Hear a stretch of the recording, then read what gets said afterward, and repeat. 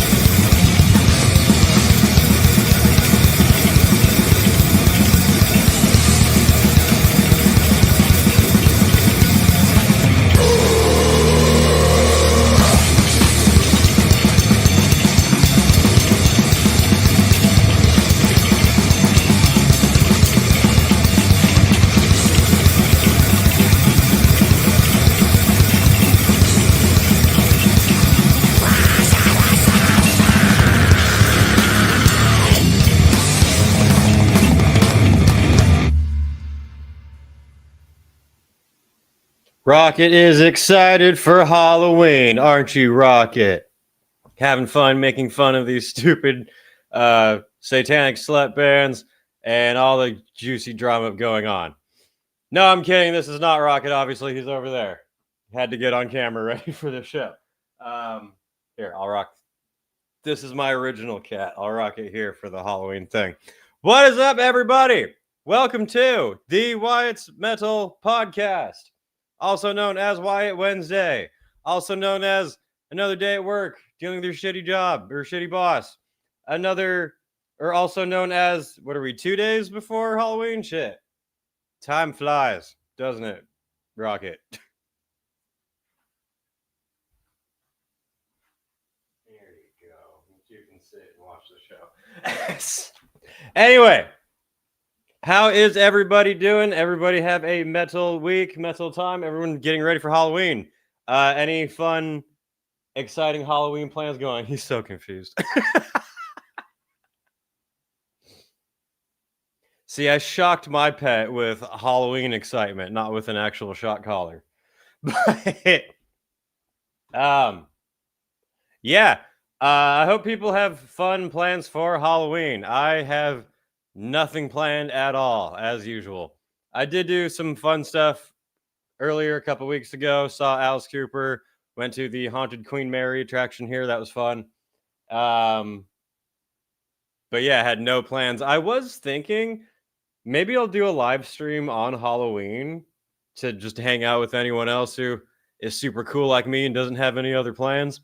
My only concern is like I'm not really sure what I would do if there's like I can find certain Halloween-ish metal stuff to watch and react to and to entertain everybody with. I'm open to suggestions if people watching have any ideas. You're fine. Anyway. But yeah, besides that, what is going on over here? Someone said mic check and I got freaked out. Ever since that happened, I've been diving into the settings every time, being like, are we good? Yeah, for those who weren't there a couple weeks ago during the show, my first 16 minutes, my mic was muted because when I was playing a game, the system on the computer had changed to the microphone for the headset, and I didn't notice that. So on here on my StreamYards, it showed that I was not muted. And it took me a long time to figure that out, and I was very annoyed. But besides that, yeah, just been working on videos. Got some exciting things coming down the pipeline. Was very happy that Dogma decided to pay my bills. I really appreciated that. I would like to thank both Dogma and Ian Watkins for paying my rent this month. It was really appreciated. Don't lie to me. Don't tell me you can't hear me. I swear to God. You're going to give me an anxiety attack for this whole stream. Sharon says you need to watch The Mangler on Halloween. My latest trend of the last couple years for a Halloween trend tradition has been watching the original 1930s King Kong. I think I mentioned it last year on here. If you have not seen the original King Kong, it is so fucking good. It is so violent. It's old and cheesy with like claymatronics or however the fuck very beginning of special effects. But turn that little part off. It is violent. It's fucking hilarious. I love that movie. Also, I haven't watched Sinners yet, and I've heard from everyone that that was really good. So I feel I'll probably watch that on Halloween. But for metal stuff, I don't know. I have to see like how much I can react to metal videos without getting copyrighted and troubled or whatever. If you know what I mean. But yeah, let me catch up to some comments here, and then we can dive into the fun stuff. A lot more festivals have announced more bands for next year, so I definitely figure we could go over that. And then there is a little more to the Dogma drama that I did not cover in my video because I found it today. But man, that whole situation is fucking hilarious. Like, I'm sorry for the women in the band dealing with the shitty situation as it seems, but God, you ever just call something and nail it completely and you're just like, I fucking knew it! I knew it! The whole time I knew this was fake. And some people were commenting on that, asking like, by fake, do you mean this is like the Milli Vanilli of metal? I was trying to explain, well, that implies that they were never playing the music at all. And that's not true. Like at their shows, most of them were probably playing live most of the time. Maybe not all of them. In fact, I'm pretty sure probably not all of them. But we'll go over all that in a bit. And my first comment from Winged Moonlight said, hell yeah. Anakin's anger management therapist says, just beat Silent Hill 2 a few days ago, and it is the greatest horror game of all time, right next to Resident Evil 7 and Alien Isolation. It really made you think about cherishing life and family, but also make you think about never going into a foggy town ever again. I never played I always knew what the Silent Hill games were. I never played them because I'm a huge pussy. I can't do horror games. Horror movies are fine. Haunted houses don't bug me at all. I walk through laughing. Horror games, I'm like, no. I just got a VR headset, which, by the way, I know I'm a couple years behind, but this thing is fucking incredible. Holy shit. If you are low on cash, you can only afford one means of entertainment, get it a fucking VR thing. It's amazing. But with that, I found mods to make a bunch of games VR. One of them is Alien Isolation.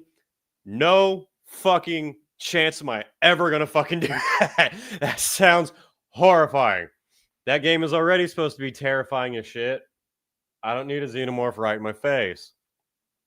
I've been playing modded VR Red Dead Redemption 2. And the very beginning, when the big bear comes at your face, that was really like, God. Yeah, I could tune this whole live stream into just raving about how obsessed I am with VR right now, because it's crazy. I was driving around in Grand Theft Auto VR, blasting metal. Fucking awesome. I know a lot of people are fucked up in the head with VR because you can go on YouTube with it and look up 360 videos people have made. All of the first ones are horror. What the hell's wrong with you people?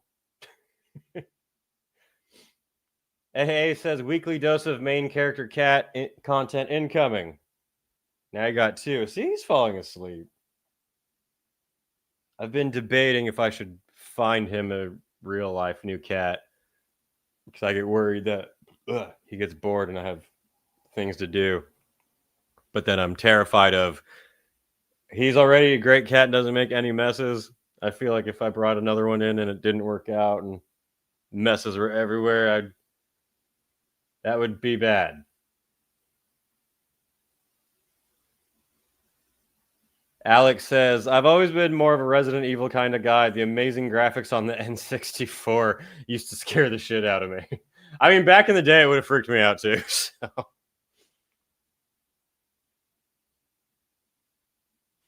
Then everybody's talking about Resident Evil. I didn't get into the Resident Evil games until the 4th one originally, just because I was never a fan of that stupid ass camera angle where it's like sitting you up in the corner like a, I don't know, security cam that changes. Very hard to figure out. But Resident Evil 4 was awesome. There's mods for, I think it's 2, 3, and 4 to make those VR. Like fully, I think with motion controls and everything. And then I think Resident Evil 7, they made fully VR.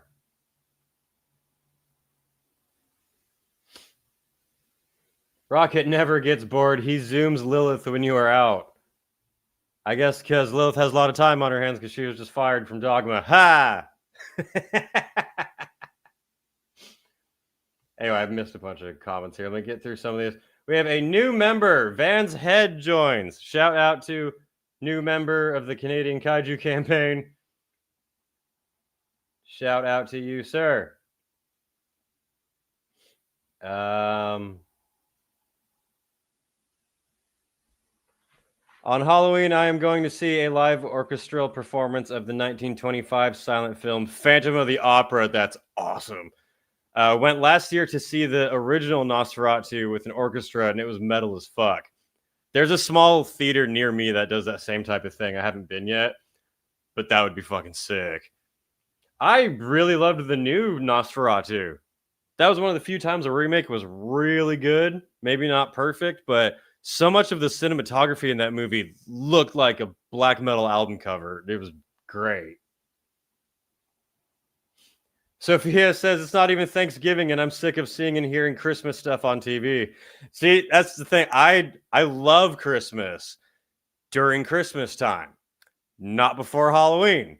Especially not Halloween. Yeah, as soon as I turn on the TV, it has a little thing like Christmas channel now up, and I'm like, fuck you! Santa's welcome after fucking Halloween. God.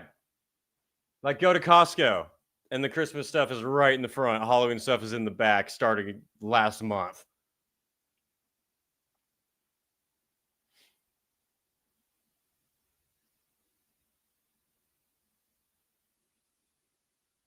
Oh, there's an official VR version of Resident Evil 4. There you go.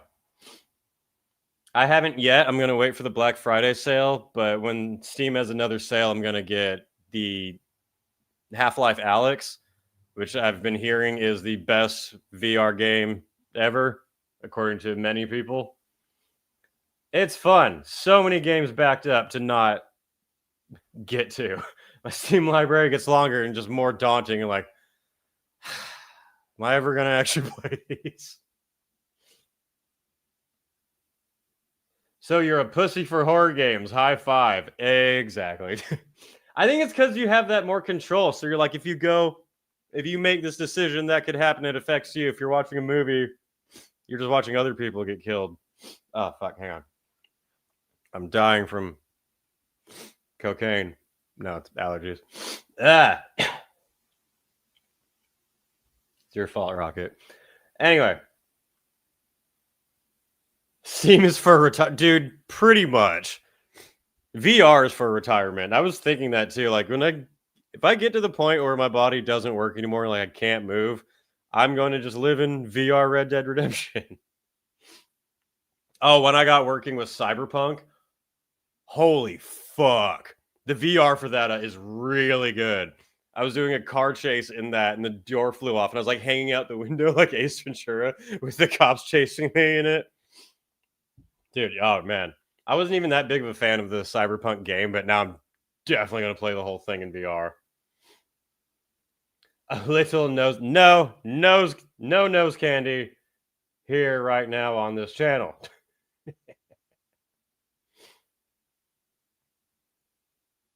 Sup, Doggy says, just made it here. How's everything going? We're just getting started. Rocket made a new skinny friend. I'm trying not to sneeze everywhere. I don't know why.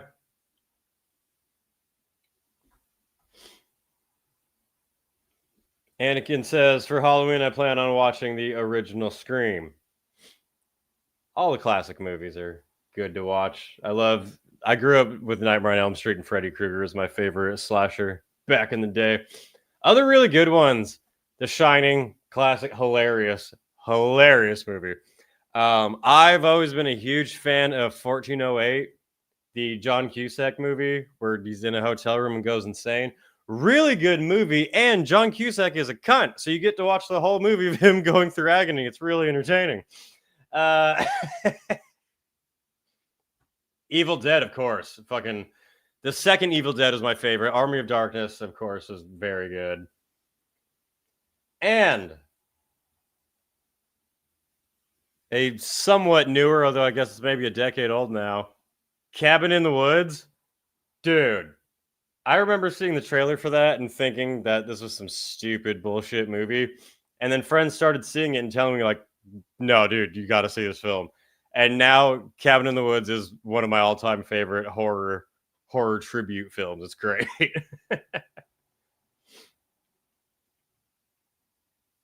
Ellie says, for Halloween, I want to dress as something scary, so I'll dress as Wyatt. Wow. Move this man!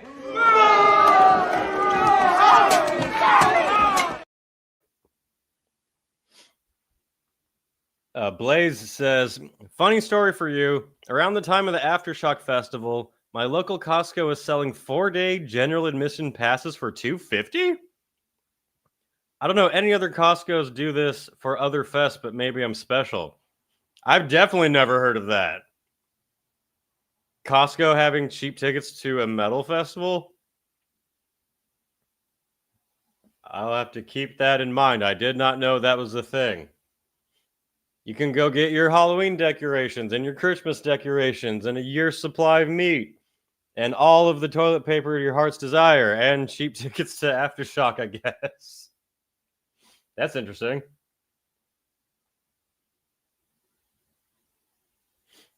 John Spence says, unpopular opinion, my favorite Evil Dead is the remake. It is just so fucking metal. I would say blasphemy for saying it's your favorite of them all, but it was very good. It was awesome. It was brutal as shit. I thought the actress did amazing. She was really entertaining, really funny in the role.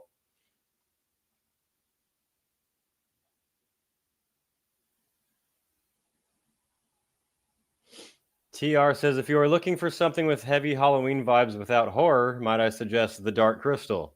I don't even know what that one is. Might have to check it out. I do love the Addams Family, of course. Have to play that one.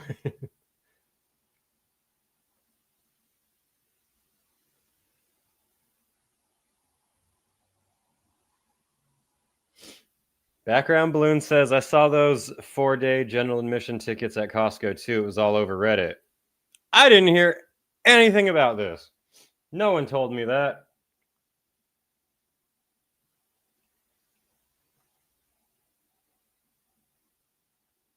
Anyway. Missile Girl's heading out to Spirit. Does anybody need anything? Any last minute decorations? Wait till the day after Halloween, get them all for cheap and save them for next year. Okay. It is controversial opinion time. Ellie Not So Smelly asked, thoughts on The Nightmare Before Christmas? I never liked it. I think it's because maybe when I was in school, Tim Burton Hot Topic was so big. Every alternative person was obsessed with it, always talking about it. I think with Tim Burton, a lot of the time, his stuff is just weird for no other point than to be weird. And I think that just doesn't really vibe with me super well. That is not how you attract a mate, Rocket. Come on. You're on camera. You have a guest. It's ridiculous. Anyway, I think most Tim Burton movies are just weird for the sake of being weird, and it doesn't really appeal to me. I love the music. When I saw Danny Elfman at Sick New World, I loved it. It was great. I love Marilyn Manson's cover of This Is Halloween. That one's really good. But I think maybe it was just so overhyped for me as a kid growing up that it was just kind of made me be like, okay. Like, for what did Tim Burton do that was good? He did Mars Attacks, classic. Beetlejuice, of course. Yeah, Beetlejuice is great. First one. But The Dark Castle is Jim Henson's magnum opus. Looks like I'm going to watch that later. I'll move the fucking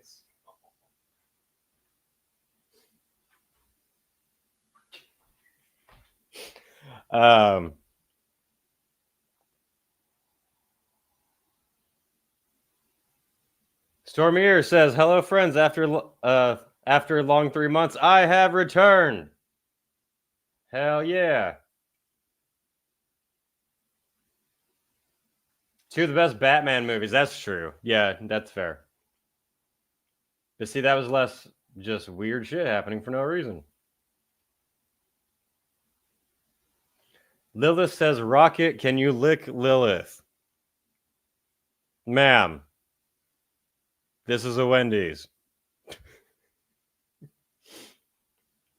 Shaun of the Dead is brilliant. I feel like watching it now, I would like it. Or I would like it again. I loved it when it came out, and then again, it got so overplayed. I remember when it was on Comedy Central, like every single time you turned on the TV, and eventually I got tired of it. But not because of the quality of the movie, because it was just on all the fucking time. But it is good for sure, and I feel like now being far more separated from the hype of it, I'd be able to like it more again. Seems my problem is people. When people are into something, I don't like it.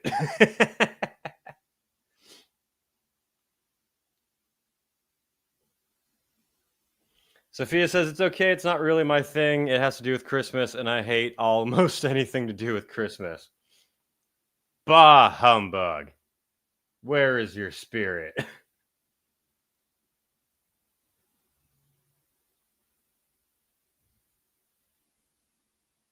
I'm trying to catch up.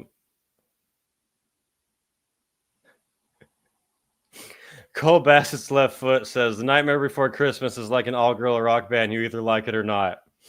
Sounds like a good segue into the Dogma discussion.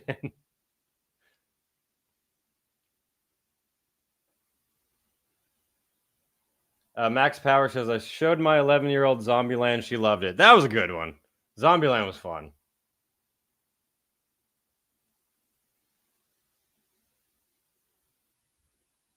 I feel like anyone that has worked in retail at some point hates Christmas. I understand that. Gotta point out, by the way, that this is a fun Halloween stream and you guys are the one bringing up Christmas. I'm trying to keep it spooky in here. I feel like you all secretly love Christmas. You're all Halloween posers trying to sneak Christmas into this discussion.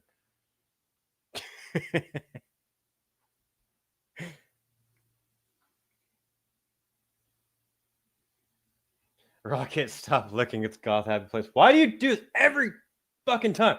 I'm shooting video. He's just like, I have to go up and lick right now. No decency.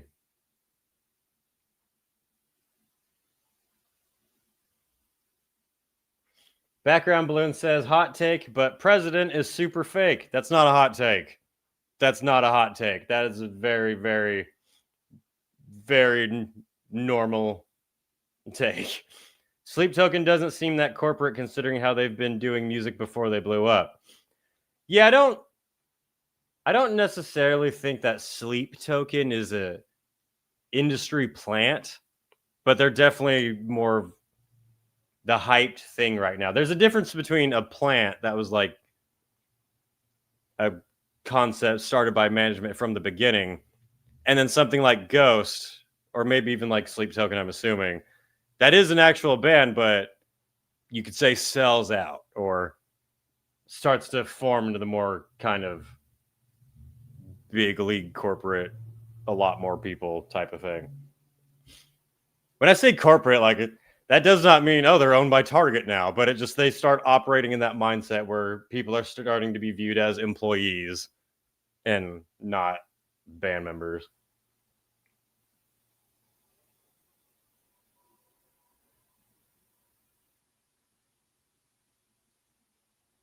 Beetlejuice 2 should have just been called Jenna Ortega featuring Beetlejuice. Yeah, I didn't even see it because the first trailer I thought looked awful. I don't know why anyone was hyped for it. And I heard it was basically just her going around Beetlejuice and them doing the same things again. Yay. All right, seriously, I cannot have you on camera if you're going to keep doing that. Like, stop. You're being ridiculous. All right, over here, if I have to distract people from a fucking demanding cat, that is not a Christmas tree. That is a Halloween tree. Someone wanted to see that before in a stream, and I forgot. Rocket, I swear to God, I'm going to... Maybe Hassan had something right, but... Anyway, I got a big-ass Halloween tree over there. It is a black Christmas tree I bought from Walmart years ago. It is covered in Halloween lights, ram skull with blood, zombie hand, pumpkins. Get a Halloween tree. It's cool. Anyway, back to the inappropriate cat. God. Listen, Wyatt, hygiene is important. Rocket just wants to be clean. This is how you know that he's not a punk rocker. He's constantly bathing. Yeah, we're making fun of you. Okay, let's get to the subject, shall we? Should we order pizza or curry? I just had pizza right before I jumped on here, as a matter of fact. Rocket, that kind of behavior is only for corn concerts. What do you think this is?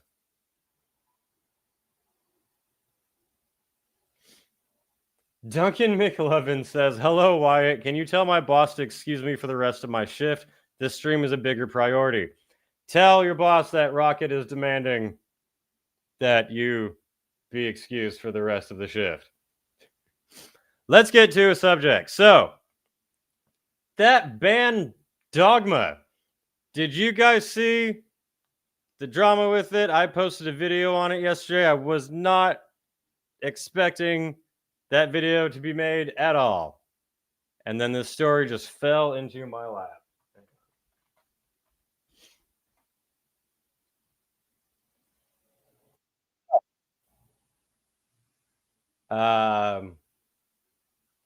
Where should we start with this? For a quick recap for people who are completely unaware, this band Dogma showed up fairly recently on all of the algorithms. And I see a bunch of people saying that they hadn't heard of the band either till recently or till this. Some people saying that they think this drama was orchestrated because they'd never heard of the band till now. And while I appreciate that skeptical mindset, that is not true, because I am so very jealous of the people who had not heard of this band until now. I could not get them off of my social media feeds as much as I fucking tried. Every time I turned on Instagram, one of their videos would pop up on like the ads when you're going through it, or you leave Instagram stories on and it keeps going to an ad, they would pop up. And it was this all-girl band that was dressed as slutty nuns, and all of the music was super, super sexual. And it was billed as this whole female empowerment, proud of your sexuality, women power. Women power the band is basically how it was presented. That's not me just being a dick. That is how it was presented. And like their symbol was the feminist or female symbol mixed with like a Baphomet. But if you didn't watch my video, I immediately was not into this band because it felt really fake.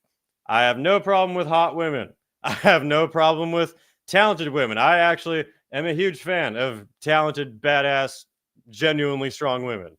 But this felt really phony and fake. It felt like if you took the top goth searches on Instagram and made a band out of it, that's what it would be. It was just ghosts with titties, basically. Yeah, that too. I would call them, what was I saying? Lesbian TikTok ghost. Not because there are women playing the type of music, but because that's what it fucking was. The music was straight up just like, let's do what Ghost did, but with women. And sexy nuns on your feed, isn't that based on your search history? I don't get other sexy nuns. I just got them, so it did stand out.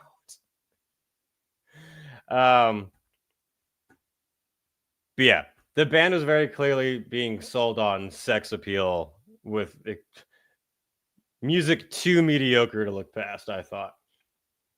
They're obviously inspired by Ghost. Inspired is one way to put it.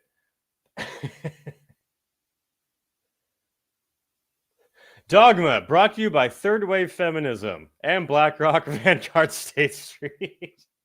I wish it went that far. Maybe if we dug under enough holes, it would, but the conspiracy doesn't go with that. God damn it, Lilith.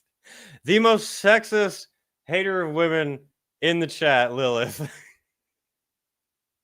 I always try to be more kind of like on the line than like level-headed than people would assume, and then you guys are just like, nah. But yes. Oh shit, hang on. Let me answer this comment really quick because I want to answer it, but if I wait till the end of the story, I'll definitely forget. Yeah, thank you for asking. Can we get some Rocket lore? How'd you get him? For those who are new to the channel and don't know the story, and then I'll get back to making fun of the slutty nuns. I was actually at an auto shop getting an oil change one day. I had jury duty that day and had been putting off getting an oil change for a while. and was like, I have this 2-hour span before I might as well go do it now and get it out of the way. I'm at the car shop getting the oil change. All of a sudden, the workers jump and freak out. And this little tiny baby, being, I'm assuming 2 to 3 weeks old, he could not have been older than that, came running into the shop out of nowhere, so freaked out, so scared, so small. Thinking back on it, like he weighed nothing when I first found him. But he ran into the shop. He was terrified. What happened was he had been stuck in some guy's old shitty van for a couple of days. I have no idea if he was astray and ended up there, or if he was abandoned, or what happened, but he got into like I think the spare tire area of this guy's old van. And this dude for like 2 days said he was driving around hearing this soft meow, but didn't know where it was coming from, and went to the auto shop. And that's when I happened to be there. And when the guys were trying to find the source of the noise, Rocket came running out into the shop past me. I made all that up. I stole Hypnotic's cat. This was all a lie to get you to think that I'm a good person. But as soon as he ran in, it honestly, it felt like fate, because I've never, that's not a place I'm normally at. If I'd been there at any other moment, it would not have happened. We would have completely missed each other. So as soon as I saw him, I knew that I had to rescue him. Yeah. Cat distribution system works all the time. I had never even heard of that fucking term until I saved him. And then everyone started commenting that, and I was like, is this the thing? But yeah. And I named him Rocket because when he ran into the shop, the song that was playing on the radio was Rocket Man by Elton John. So when I actually grabbed him and picked him up and first saw him, the chorus was playing on the radio. So, yeah. I'm really not like a super religious person, or religious person even for that matter. But there's something about having a sense of fate, really, where, as a great prophet once said, you only get one shot. Do not miss your chance to blow. No, I knew immediately that I had to save him. I had the means to. I had the space. This was the first place I ever lived fully by myself with no pets or anything, which was a fantastic break for a long time, but it was already getting to the point where I was thinking about getting a pet, but I wasn't sure because things were working out. Didn't want to add something chaotic in. But then that happened, so I was like, okay, I have to. And I got the oil change for free because the shop was nice and appreciated me rescuing him. So he was the best oil change of my life. Yeah. And I was so worried when I first rescued him too, because he was so scared of everything. I have a closet. It's not that big. It's technically a walk-in closet. It's more like a step into closet. You don't walk in it. But there was enough space for there. I kind of turned it into his little nursery while he was little, because he needed somewhere just to feel safe, because he was so shaking and scared of everything. So I was worried that he would just be a skittish cat and not that interactive. He loves me so much. I've never had such a strong connection with an animal before, where he will literally get up and just like lay on my face and just like demand being snuggled and everything. You cute little bastard. And now he's a big old fat hater. But that's the story of little baby Rocket. I gotta find those old. I have a bunch of old videos of him being adorable. Gotta send it to Dodo or something. If you're not careful, you will end up with a lot of cats. My mom has 5 cats. 4 showed up at the house. That is very possible. Thank you for sharing. Thank you for asking. I like that people appreciate him. You can sorry, words are falling all over the place. The first time I went to Milwaukee Metal Fest was just like 3 days or so after I had saved Rocket. So if you watch my stream from then, I can't remember which one it is, but whichever, I did a stream shortly after getting him, and you can see him walking around, and he was super small at the time. We've all heard of cat grandmas. Will you become one? Of course. We sit together watching Murder, She Wrote and knitting all the time. It's beautiful. Oh man, I'd be a loyal customer after that. Always nice when you find honest and decent mechanics. They're surprisingly hard to come by. Yeah, this was a shop I was already going to whenever I needed car stuff, but that was like once a year or something, you know. So I have 5 cats, but I want the cat distribution system to send me some kittens to rescue.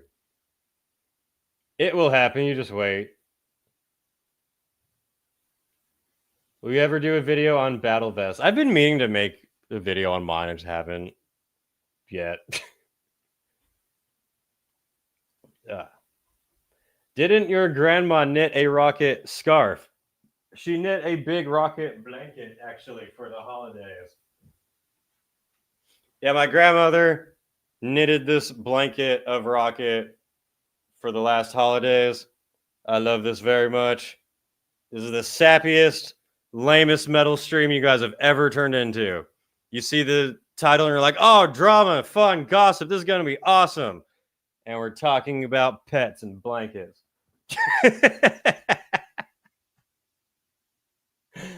Hit the like button for Wyatt's cat.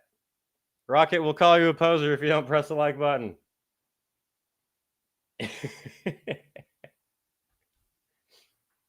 Yeah, there are good things in this world, Mr. Frodo.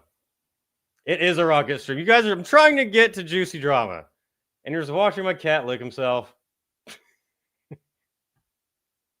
God. Anyway. Are you going to go do something now? You lick yourself a lot. Like, yeah. Kitty on my lap as we speak. Rocket is way better than Dogma. Of course. He laughed at that band. All right, what are we doing here? This cannot be a whole cat stream. Let's get back to the juicy drama with the slutty nun tits. So because I don't want to recap all of the drama that just, what are you doing? That just happened. I'm going to let Rockfeed explain to you guys real quick the drama that just happened with this band. But to recap what I was saying before it turned into a rocket stream, band bills itself as satanic, sexual, gay, female empowerment, and I always thought it was fake and lame, and it turns out I was completely right. The band is, I was gonna say imploding, but I don't think it's gonna stop the product known as Dogma. But here's the juicy deets. The anonymous rock band Dogma has been riding a wave of momentum over the last several years, building up quite the impressive fan base around the world. But now, a surprising situation is unfolding with 3 now former members of the band coming forward to claim that they were unfairly kicked out of the group. They say that the fans deserve to know the truth about how this all unfolded, and you now also have a response from Dogma. Here's what we know about this unfortunate situation. It's a major public split in the rock world, centered on the anonymous collective Dogma. Just as the band was hitting a new level, 3 key members, Lilith, Lamia, and Rusalka, are suddenly out, and they are not going quietly. They just released a Aggression will not stand, man. Strongly worded joint statement claiming they were betrayed. Yes, I would like to point out that the all-female band released a strongly worded statement. I would like to speak to the manager. I'm on their side. I just thought it was funny. Kicked out and replaced. And they're telling fans that the Dogma being sold to them right now is a complete lie. The three former members dropped a bombshell statement titled "The Fans Deserve the Truth," which reads as follows: "We were part of Dogma. We love this project. But what's being sold today is not Dogma. During the tours, we saw unilateral decisions, broken promises, manipulation, mistreatment, and lies to the fans." You know, it's hilarious. This band just toured with Fake Tushka. And now it's playing out the exact same way.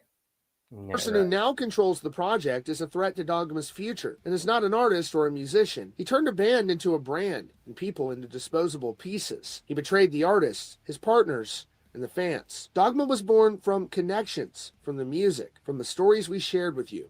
Replacing people without honesty isn't who we are. No, it wasn't. No, it wasn't. It was always a product. Dogma is meant to push the ideas of freedom and liberation, none of which can exist without integrity and honesty towards the fans and everyone involved in the project. We don't want to see more fans deceived, spending their money and devotion on something hollow. The real Dogma stands here, with those who created that connection for real. But the power isn't in our hands. It's in yours. It always has been. You decide who deserves I got the power to keep the music alive. No manager can control that. Make your voice heard. Don't support a lie. The social networks named Official Dogma no longer represent the real band or what we stand for. Demand transparency. Ask for refunds if you weren't given what you were promised. Don't let anyone manipulate you. Also, no more masks. Masks were meant to protect identity, not to replace people. The only one who needs to take off the mask is him. The power to change this story starts with your support. We will keep going. The music, the creativity, and the truth are on our side. We put our souls into this project, and that's why you were able to connect with us. No manager should be allowed to strip that away. Lilith, Lamia, and Rusalka. drama. Typical band drama, where turns out the female empowerment band is much more of a product run by a man. And the funny thing is, in that statement, they imply that it started off as a real band of female empowerment, and then this disgusting man, this penis haver, came in and turned it into a product. But a very short amount of research shows that it was always a product, started in fact by two disgusting men. Isn't that right? I'm trying to have a show right now and you're interrupting.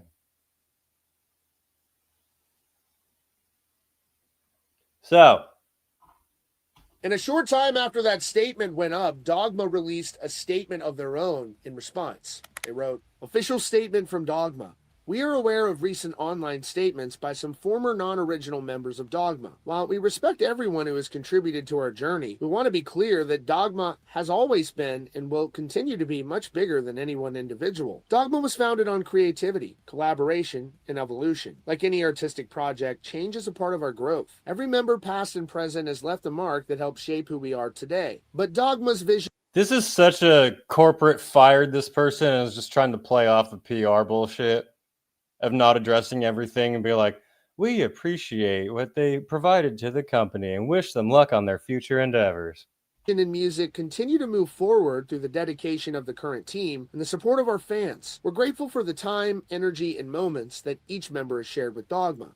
Every contribution, big or small, became part of this journey and will always be appreciated and valued. We remain fully committed to the values that define Dogma: authenticity, freedom of expression, and connection through art. Our focus is and always will be on the music, the message, and the community that has made this project what it is. Thank you to everyone who continues to believe in Dogma and what we stand for. Because Dogma has never been about who we are, it's about what you choose to become. And the comments were turned off on that last part, the official band statement, it was never about who we are, it's about who you choose to become. What does that even mean? Like, what is that trying to play off to? They're talking to the members that they just fired. And they're saying it's not about who we are, it's about who you choose to become. I mean, if you think about it literally how it works, it's like, yeah, you choose to become a puppet for this gross men to live out their fantasy. So I guess if you think of it literally, then yeah, it applies. I gotta press the button. I can't see the chat or continue the video. You're so demanding. What do you think about Dogma? I think they're gay. Rocket, that's not nice. You're supposed to say lame or fake. I gotta put you down. I can't keep on. Or if I come on that post, but the comments were left on from the 3 former members of Dogma, and there were several commenters who claimed they were actually approached to join the band while they were still in the group. Here's what they had to say. This commenter wrote, I know multiple friends contacted about auditioning for this band. I'm so sorry you guys went through this. The metal world thinks women are easy to use and dispose of. Your courage in speaking up is needed and admirable. This person shared, I was contacted by this agency a few years ago to play Lilith, and they asked me to audition. When I asked a few questions about the band's work style, as well as other contractual issues, I realized the band's purpose was never about talent, but rather some kind of strange marketing ploy. So I didn't want it to work out, and lucky me, it didn't. I wish you all the best, girls. May you not be discouraged by the setback, and may you continue making music for your own beliefs and purposes. So it'll be interesting to see how this plays out. You have Dogma saying... It gets interesting when you go into the comments on social media and find a little more things said by the now former members and other people who were approached by the band. Where are we? That cat is so adorable. See what I meant? Like, I've never had a pet before that is that connected to me. Iron is a man! Oh my god! I was cracking up when I was making that video. Ah, fuck, now I'm gonna sneeze again. I just got the cocaine out of my system and now I gotta make it worse. So digging into the details a little bit here. Where is it? Let's start with, well, actually on their post. If you go to their post, the comment section was a whole lot of fun of people just revealing more things.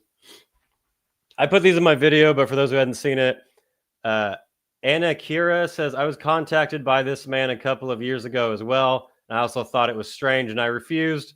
Then I was contacted again this year, and when I asked about the conditions, I never got an answer. Zoe Fedorov, I know multiple friends contacted about auditioning for this band. Lindsay Schoolcraft says it's true. Multiple international female friends of mine have been contacted in the previous years and asked to audition.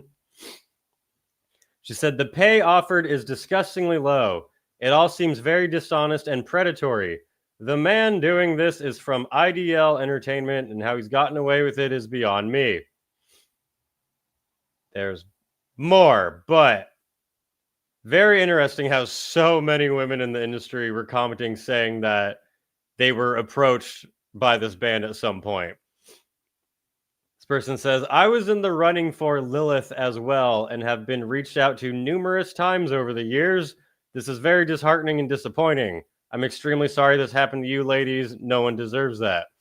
So yeah, you notice one of the people that's no longer in the band was named Lilith. That was the vocalist. Also in the chat here, trying to steal a rocket from me. Not the same person, probably. Lilith, in fact, all of these are not stage names made by the musicians to express themselves. These were characters written by the men who came up with this entire band. I was also contacted to audition. Hang on, I'm dying. Is any more? No, it just repeats here. But did see some more comments if we keep following the trail. Wait,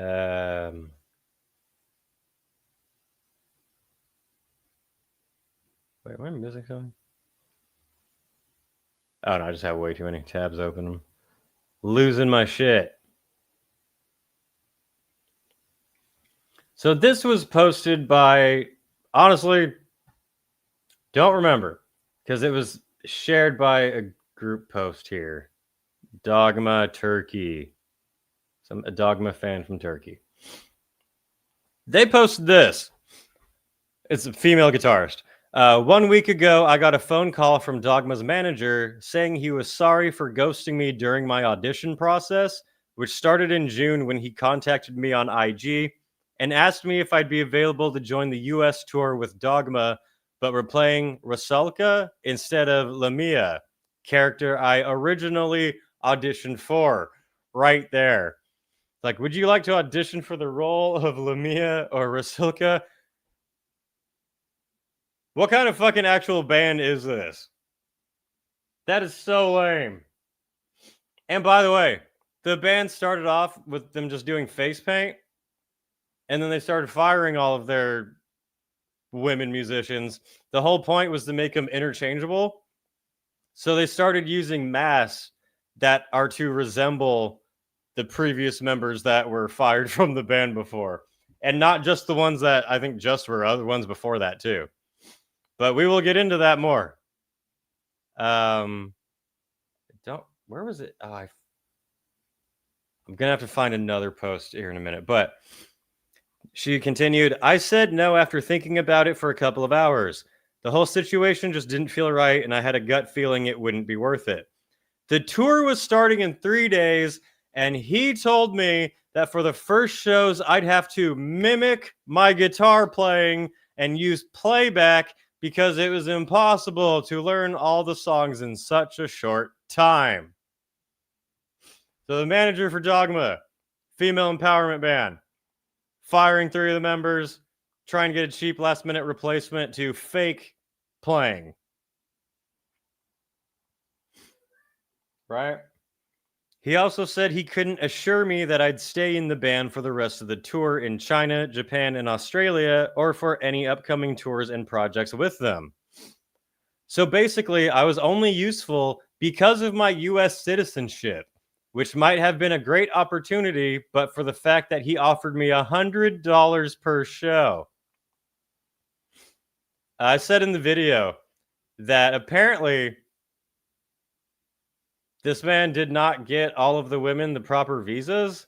So some of them are at risk of deportation and being banned from the US because he's too cheap to actually file for the correct work visas.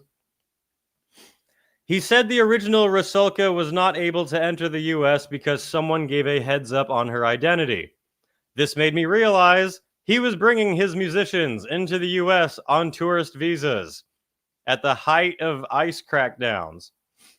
I just thought that poor girl is now banned from the US for 10 years, and he's just looking for a replacement like he's changing shampoo brands. So now I have definitely closed that door for me. I can finally share a couple of videos from the stages of my audition. Those weren't important. We didn't get to those. But where is that other post that I had that was... Oh, wait, I got it. Okay, we got another one. Where are we at? Ambo says, holy fuck.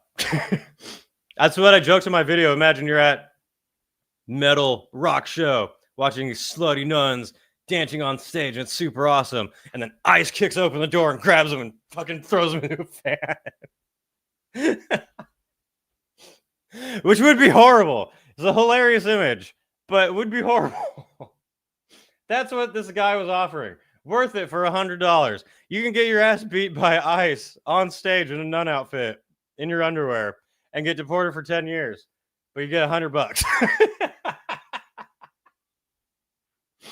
Is this not illegal? I mean, it is if Ice finds you, I guess. This is why you don't sign contracts with men. This is why you read contracts all the way through and ask as many questions as you possibly can before joining something. There are bands that get hired guns that are good. Alice Cooper has always been known as a very good band that has hired guns, and he encourages his musicians to do other things and grow and doesn't expect them to be there forever. But then you get other bands that try to lock them into a shit situation.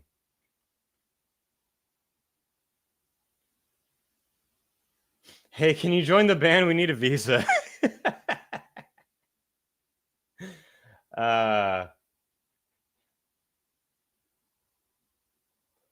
You're telling me I've been whacking off to a dude's idea of being lesbian this whole time? That is exactly what I'm telling you. Yes.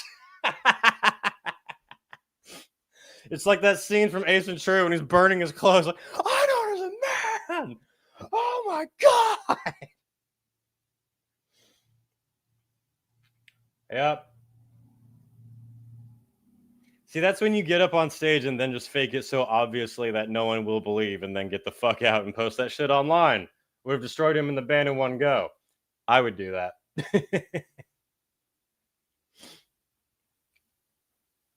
Oh, Metal Milli Vanilli.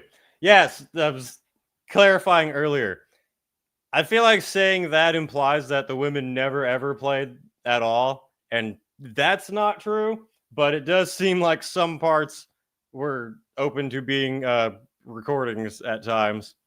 And apparently all of the music on the album was recorded by the dudes and not the slutty nuns, the hot slutty nuns. Another one that I found, this was from Absinthe Green. I'm not gonna lie, I don't know who this is, but she posted this saying, back in 2022, I almost became the vocalist of Dogma. Read below. Caffeine. This is sharing an email she got with, assuming, Dogma's manager, saying, hello, Irini. If I said that wrong, sorry. How are you? So you've passed to the final stage. In this stage is pretty much the same, but with another of our songs. Here you'll find the link with tracks and lyrics. Please let me know when you would be sending the audition. Sounds like you're in Squid Games, not a band. So this woman posted, I'm writing this today because of what's happening with Dogma and because I'm honestly tired of seeing women in this industry being mishandled, exploited, and silenced. My only disagreement there, and it's not a big one, just a little caveat, is that I would like to add that it is not only exclusively happening to women, because if you look at Cradle of Filth and a bunch of bands, happens to plenty of guys too. I'm not saying that, like, it is bad, and I support these women, and not these creepy, gross men getting teenagers to jerk off to their lesbian fantasies. But I'd just like to add that, like, if you look through Cradle of Filth's drama, there's plenty of men who face the exact same bullshit. Not saying you're wrong. I'm just like, hey, we're over here too. Recently, members of Dogma announced they're leaving the band. Their statement said it all. There's manipulation, broken promises, mistreatment, and that the person who controls the project is treating people like disposable parts. By the way, all of the women keep saying this guy, this man, that man. The guy's name, what was it? I mentioned it before. I think it will come up quickly. Ian something. The names are in my video, and people were commenting them that all these women were liking the comments too. So the names are not like hard to find. I don't know why they didn't just be like, "Hey, is this motherfucker?"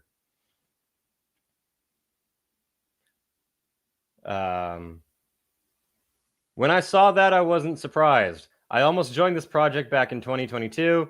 They reached out. Everything was very secretive. I auditioned. I got the songs, and I was very close to becoming their vocalist, but something felt off from the start. This project was led by two men. One was a known name in the industry, and the other was the unnamed composer in the shadows. Or the one who had the final say on who would be accepted into the band after the auditions. He was the invisible hand behind the curtain, the one you never saw, but who made the decisions that mattered. They told me, the men, Dogma was about liberation and feminism. Anytime a man says that this is something for feminism, be suspicious. They are a snake. That the concept was built around these seductive, rebellious nuns fighting against control and hypocrisy. Sounded interesting at first, but then I got the lyrics. The songs were about a nun edging a priest, another about her getting off with a corn cob in a covenant kitchen. I remember reading that and thinking, what the hell is this? They said it was about female freedom and empowerment to fuck corn. but it was obviously written from a man's fantasy point of view. And let me be clear, I have no problem with the nature of the lyrics themselves. I'm not against... What are you doing? I'm not against erotic or provocative art. What bothered me was that this did not come from a woman's perspective. I don't mind being a soldier in someone else's project, following direction, doing the work. I've done that for years, and I'm good at it. Sometimes it's even refreshing to just play, to perform without worrying about all the strategy and production behind a project. But this felt different. It didn't feel artistic. It felt like getting pimped by guys and over-sexualized in something that was pretending to be feminist. That's not liberation. That's cheap marketing. That is exactly what I saw from this band from the very beginning. It's disheartening, though, to keep seeing this pattern. Men dressing up exploitation as art, turning women into brands, using words like empowerment while pulling all the strings behind the scenes. I've seen it too many times. I really wish we could start talking about this openly. We are now. Not just about Dogma, but about the way women are constantly used and discarded in this scene. It's everywhere, from so-called managers, producers, musicians, and label people. It's exhausting. That is not wrong. Like I said, I would just like to add the caveat to happens to plenty of men too, but that's not to put down or deny how bad it is. If you watch the channel, you know that I'm all for outing fucking scumbags in the industry.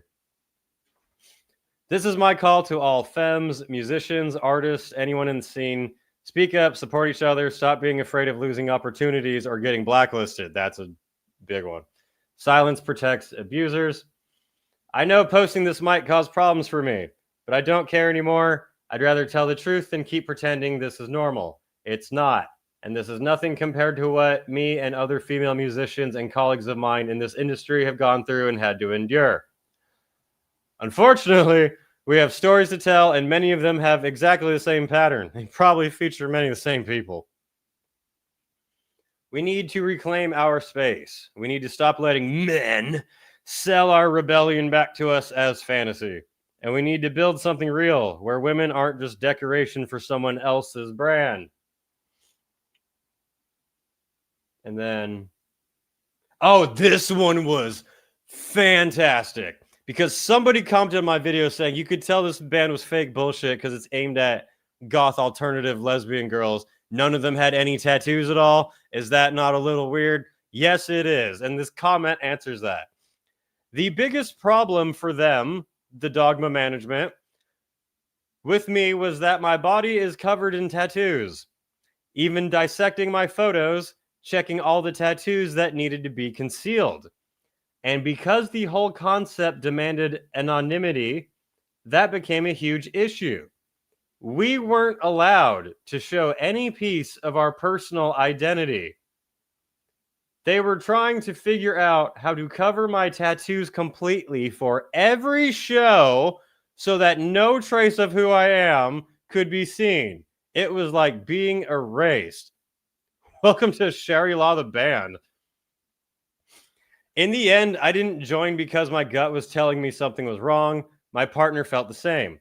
The project required me to travel very far, and at that point, I had already committed to my own projects, including Absinthe Green. Looking back, I'm so glad I trusted that instinct. When I gave my answer, there have been mentions also that maybe I could join in the future, or maybe they could even keep me in mind for the role of the bassist, as it looked like they had problems with their bassist at the time. Everyone was replaceable. But I'll be honest, maybe if I was younger and more inexperienced, I wouldn't have sensed it. I would have probably been too excited, too eager to say yes, and too blinded by the opportunity to see through the bullshit. That's what predators in the industry always sucker people in with. It's your opportunity. It'll never happen again. Maybe I would have joined, and maybe right now I would have been the one making this statement, walking away from the same kind of manipulation and control. And now I see what's coming. I know it made the right choice. So that leads us to where we are with the Dogma drama. Ladies and gentlemen, that is the situation with that band. I'm also a goth lesbian with no tattoos. Well, no tattoos at least. How many goth lesbians with no tattoos are in here? What the fuck?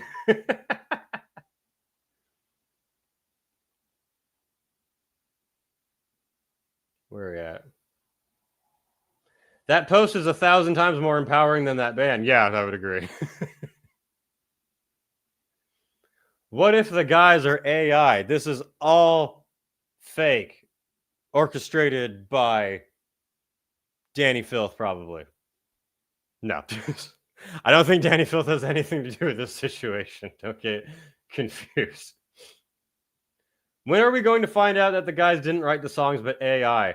That's what some people were claiming because the music was so cheesy and cringe and lame and stereotypical. They were like, this has to be AI made. I don't think so. I think the music was trademarked before all the AI music stuff started taking off. Maybe if they release new songs, maybe those will be. But I don't think the music on the album is AI. I think it's just extremely lazy, uninspired, and meant to be just fast food for goths, basically. Get paid in exposure bucks. You get $100. No one knows who you are. Don't get to show anything about yourself. Yeah. That's what I thought the band was being used for. Also, those are some of the dumbest lyrics I have heard. Yeah, the lyrics are cringe as fuck. So yeah, that is where the drama is now. I found it so very interesting. Talking to female musicians in the industry about this situation, it really does seem like pretty much every woman was approached at some point to join this band. Becky, who plays in Merciful Fate, was approached by him. Lots. Like, their comments are full of so many people. And the comments on Dogma's actual post are turned off, so that's always a good sign.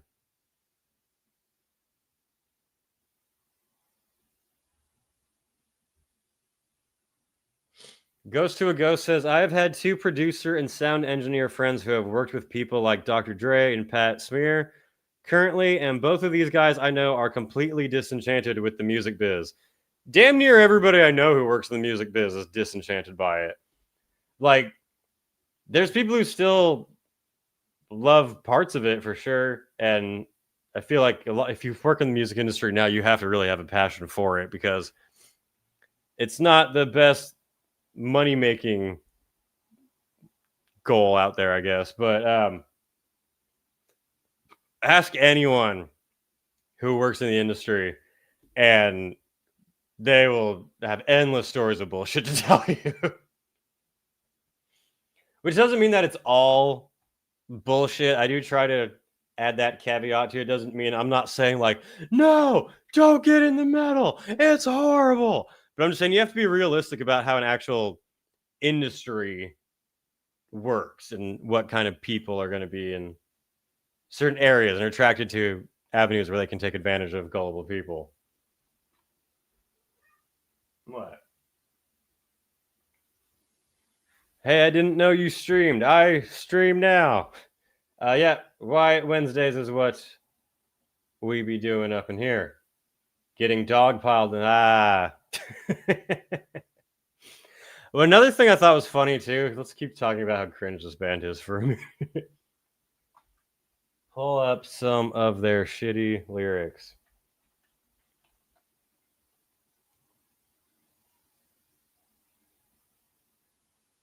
Let's do.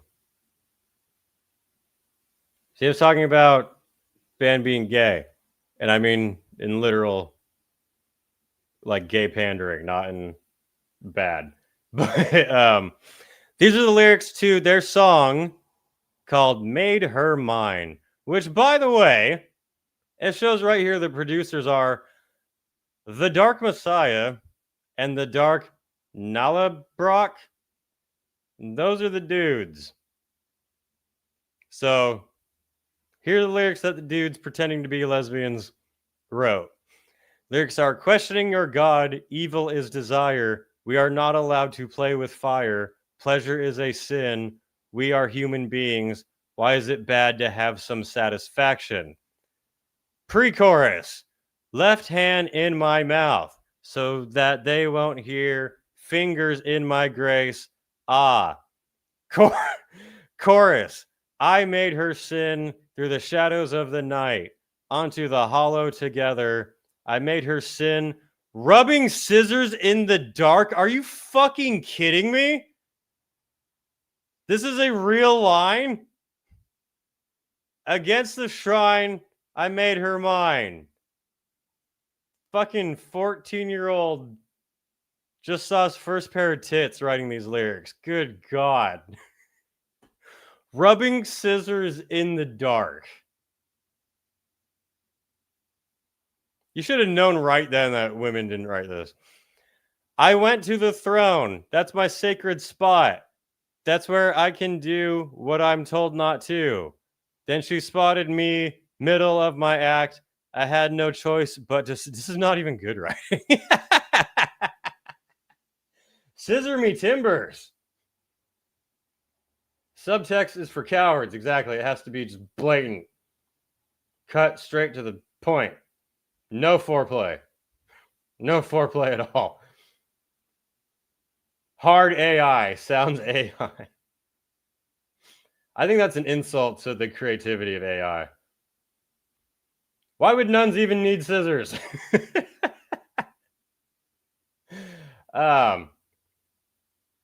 You get the point. So cringe. You could be more creative, please. But I want another last funny thing to mention about this band. They're one of those bands, I said in my video, that they try to present this like cult-like fandom following. Wait, how come I didn't just pull up the band page? Because it's really easy to sell a band nowadays if you tell people they're a cult, where they have like, it's not a concert, it's a ritual, or all that dumb shit. But so I thought it was really funny on Dogma's official posts, they word shit in the dumbest, like, kid who read their first Edgar Allan Poe poem ever and thinks they're fucking edgy. Well, not this one because it was the thing, but this one, canceling a show suspiciously for no reason. They say, sinners of Reno, the ritual must now wait for a new moon. Unseen forces have crossed our path, and for reasons beyond our control, tonight's ceremony cannot take place as planned. The path of liberation was never meant to be smooth. Even fire meets resistance before it burns through. We bend to no delay. We bow to no hand. This is not the end. It is only a pause before the next eruption. The ritual will be rescheduled, not erased. A new date will be revealed. Patience is a virtue they taught you. Defiance is a virtue we demand. Will you still burn with us? That's a very long, annoying way to say we fired our members to get cheap labor. Like, you could have summed that up really quickly. It's just so cringe and lame now when you see bands talking like that and be like, our legions, our ritual ceremony tonight, this magical, it's a concert. Shut up, God. Okay, it sounds like AI made it. Yes. Maybe these statements from bands, maybe, but boo that statement. You want to rep a Dogma patch on your Battle Fest. That'd be fun. You guys are going to see me at a concert with a Battle Fest that just has like Dogma as they lay dying.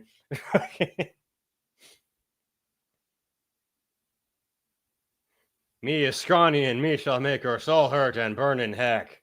We are a spooky band. Unseen forces. I bet the same person writes the lyrics.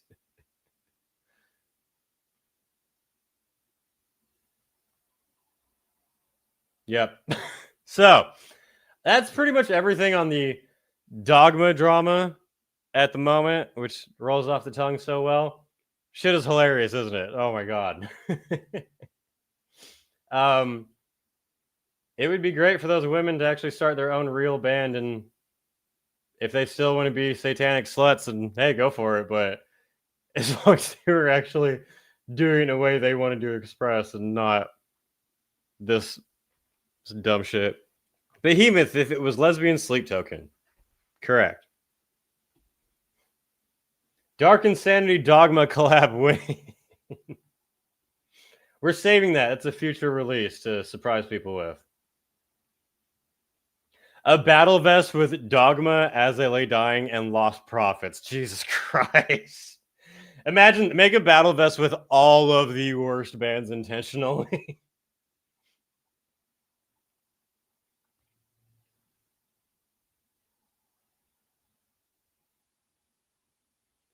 Someone commented, okay, we are way too far in this convo for me to not know, but where is this band from? Google wasn't any help. It's from somewhere in the Latin South America countries. I'm not sure exactly which one, but it's one of them.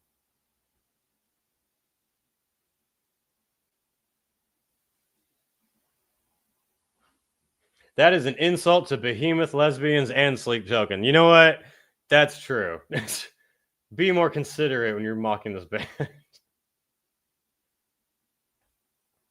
We have Ghost at Spirit. We have Ghost at Home. Yeah, it's so funny to see everything play out exactly how you thought it was. You're like, I think that situation's bullshit. You're like, oh my god, it really is.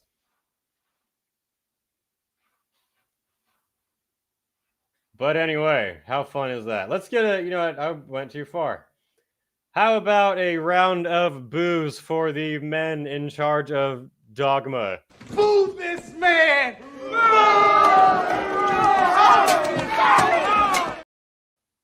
They're from hell. Come on, man.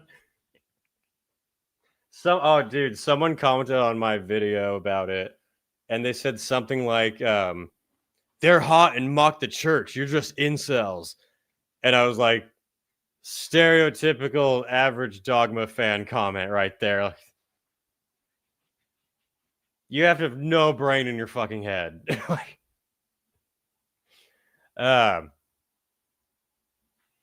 But there's other things to talk about. More metal news. More things I wanted to get to. I have a couple of like 2 news articles really quick, and then talk about some festival lineups. Shall we? Where am I? Rocket's yelling at me. More Rocket talk. He's right here.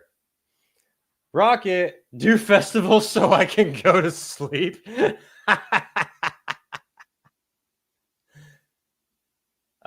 Maybe then. Sure, why not? I was gonna do quick news articles, but whatever. No, I'm doing the quick articles. They're short. I won't keep you up that late. First of all, a band that is not coming back. Faith No More.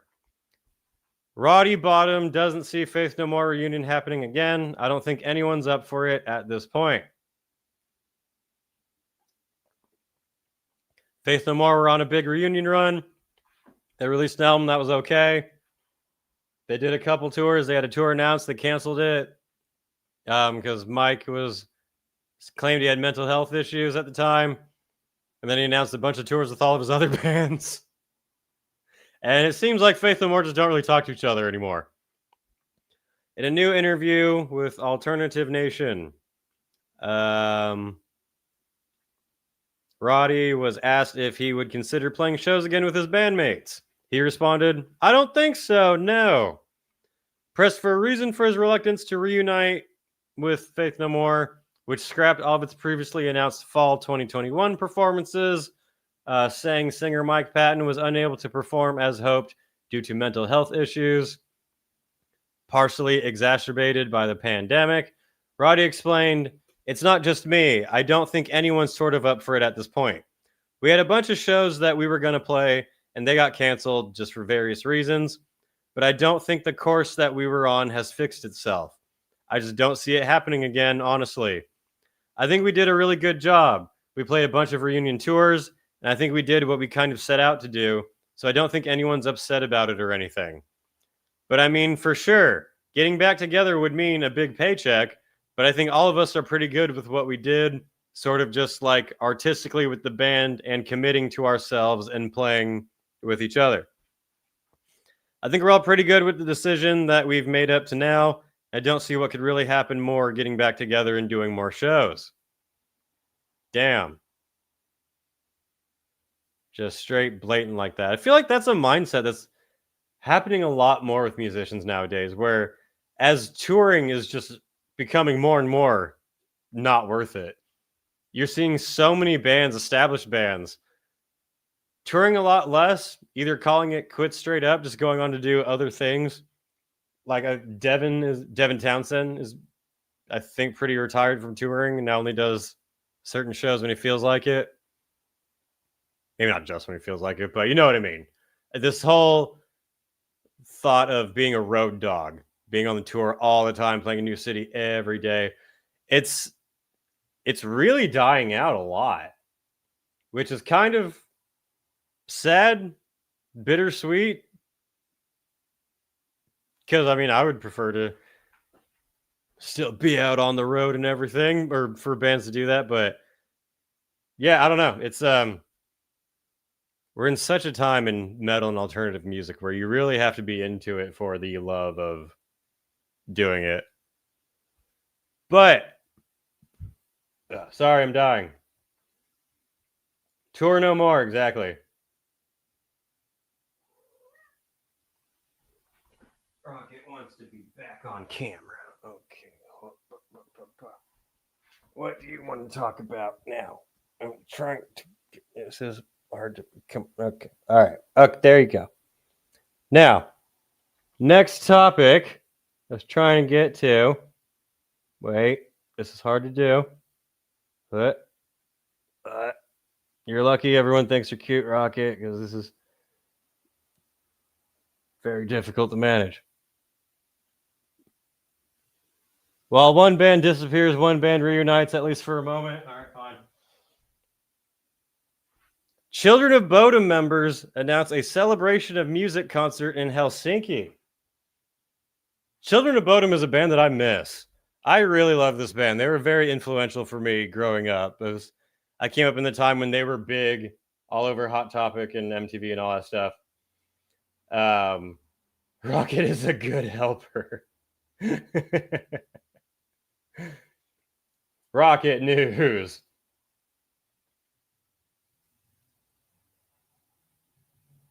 No, sorry. Yeah.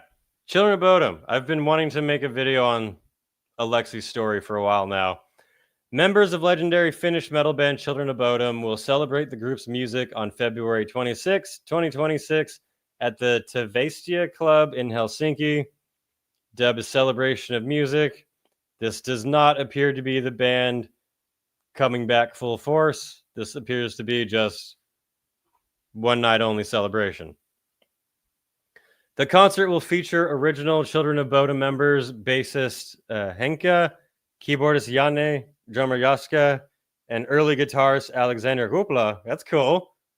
Along with longtime friend Sammy Albana, known from the band Lost Society, paying tribute to Children of Bodom main man Alexi Laiho, who drank himself to death.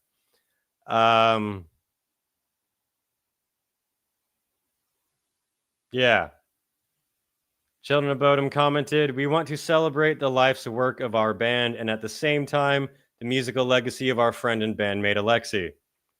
The gig will be played at this club, which is important to Children of Bodom, and at the same time, we will fulfill the long-standing wish of our fans."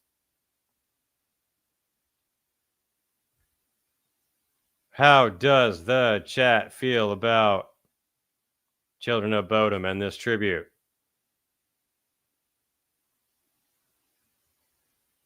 No, I was also here. The band stated that since we stopped making music and suffered the tragic loss of our brother Alexi, we've been remembering so many great times that we had together, and you can now read about those times in this book. Yeah, they just released a full book on the story of Children of Bodom. I always thought it was kind of weird that they opened a bar, Children of Bodom bar, as tribute to Alexei.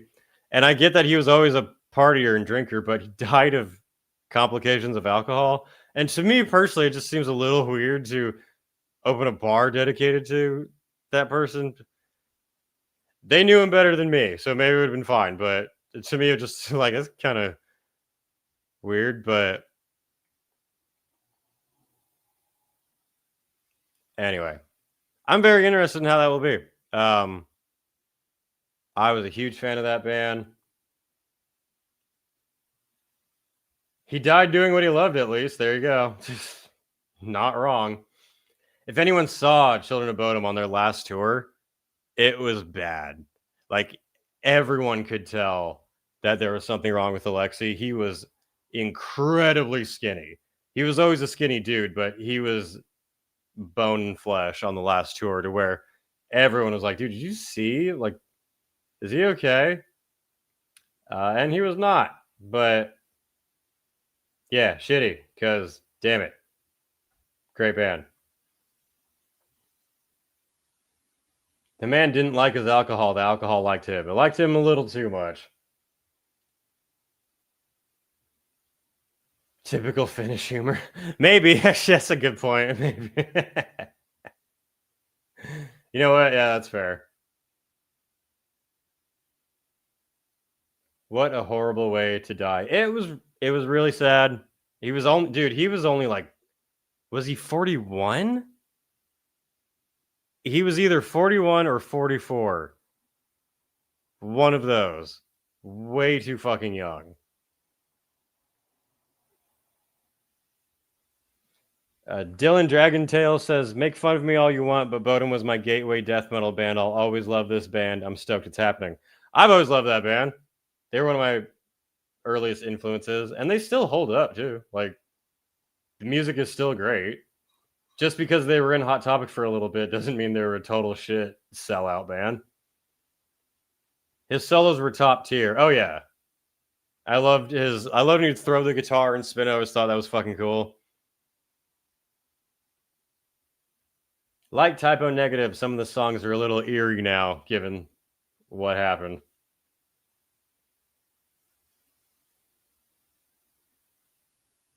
Children of Bodom are one of those bands that was one of those I never saw, but had opportunities to do so and passed it up for next time. Never got to see them. That sucks. I saw them, I think like 3 times. I don't remember. Yeah. Anyway, let's talk festivals now, shall we? So Projector can go to bed. First one to get, so a couple festivals announced stuff. We got Welcome to Rockville announced bands. Inferno, Fire in the Mountains, Grass Pop, Sonic Temple. Let's do Sonic Temple first. Sonic Temple, big old festival out in Columbus, Ohio. This is a Danny Wimmer festival. It's going to be big. Hang on.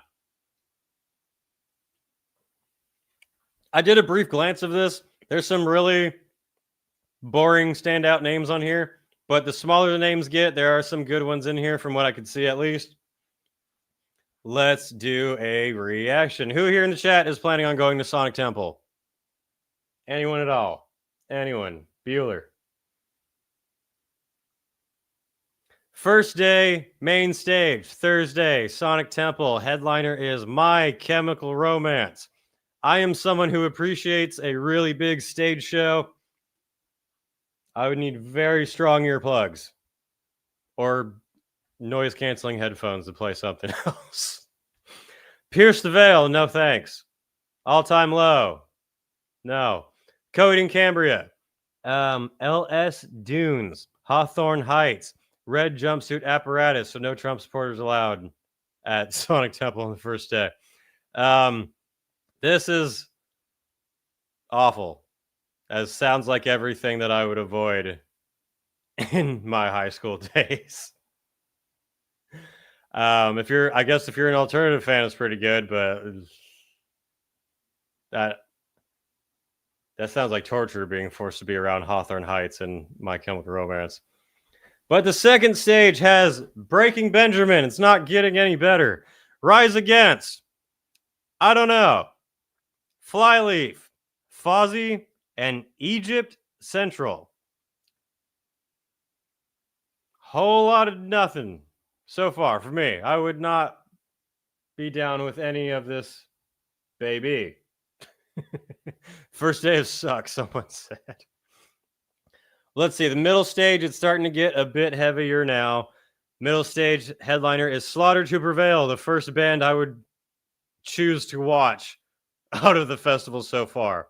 Whitechapel, Thy Art is Murder, Attila, Body Snatcher, Carnifex, and Disembodied Tyrant. So far, out of 3 stages, we have one band that I would watch. And I'm not even like a massive fan. I think they're pretty cool.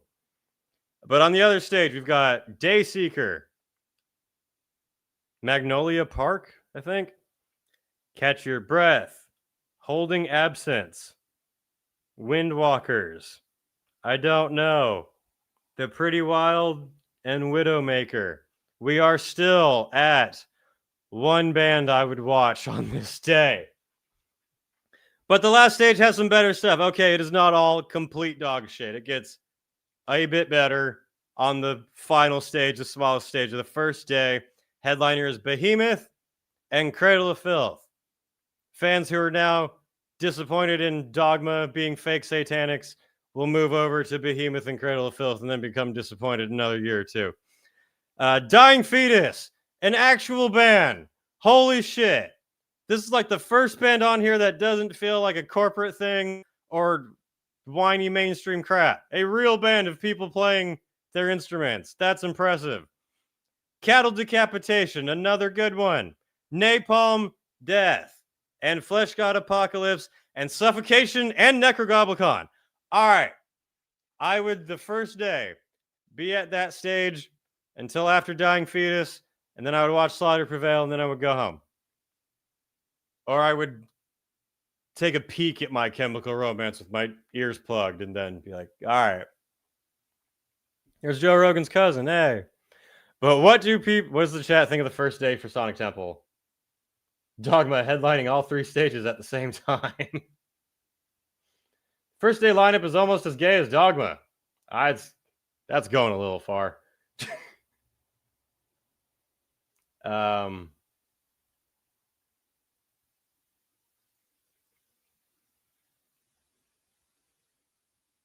Yeah, that stage was almost perfect.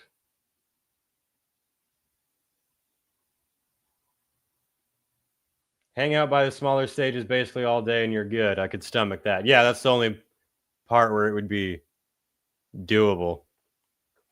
But day 2, we've got headliners Shinedown with Stained, Hailstorm, Stone Temple Pilots, Daughtry, Hinder, and Buck Cherry. My God. It's like, what is KSFM playing right now? Every mainstream rock radio station, their playlist throughout the whole day is just this on repeat. This is like the heaviest thing to be played in your local grocery store. The second stage, we've got The Offspring, Sublime, Yellow Card, Newfound Glory, Everclear, and Lit. But despite what that says, this is in fact not lit. Middle stage, Simple Plan. We're trading Slaughter to Prevail for Simple Plan, ladies and gentlemen. Story of the year, Atreyu. This day is worse than the first day. Bless the Fall, Crown the Empire. The Word... This band is called The Word Alive. That is a stupid name. Woe is me.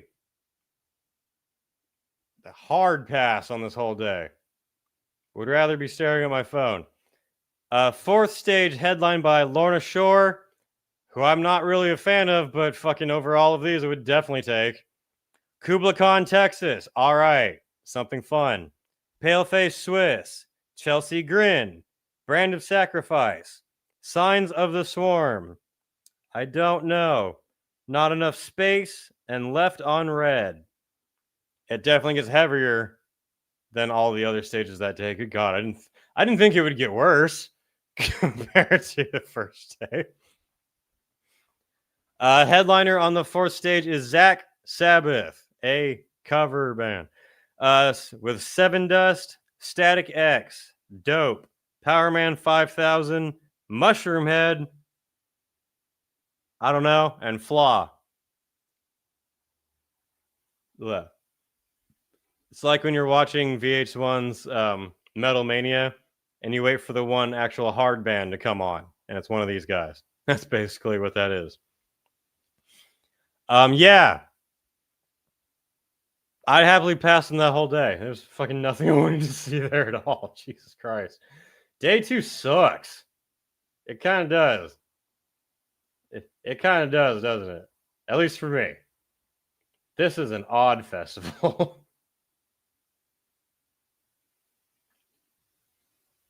Day 3. Headliner is Bring Me the Horizon. So hot right now. With Good Charlotte, Motionless in White, Black Veil Brides, The Plot in You, Palette Royal, and something else. I am avoiding the main stage for this entire festival. Second stage is Marilyn Manson. Better than a lot of the other things on here so far. Bush. Gross. Alter Bridge. Tom Morello. Oh boy, Des is going to be here. Great. All That Remains. Third stage has got The Story So Far, Mayday Parade, Motion City Soundtrack, The Wonder Years, State Champs, Citizen, Knuckle Puck. I don't even know who pretty much any of those bands are. I'm not gonna lie. This festival's ass. The fourth stage, we've got Architects headlining with the Amity Affliction, August Burns Red. I only know their Christmas songs. The Ghost Inside. How come the first day had like some really good metal bands throughout most of the day, and then it goes to this? Where are we at? Make Them Suffer, Alpha Wolf, Ally, and Novelist.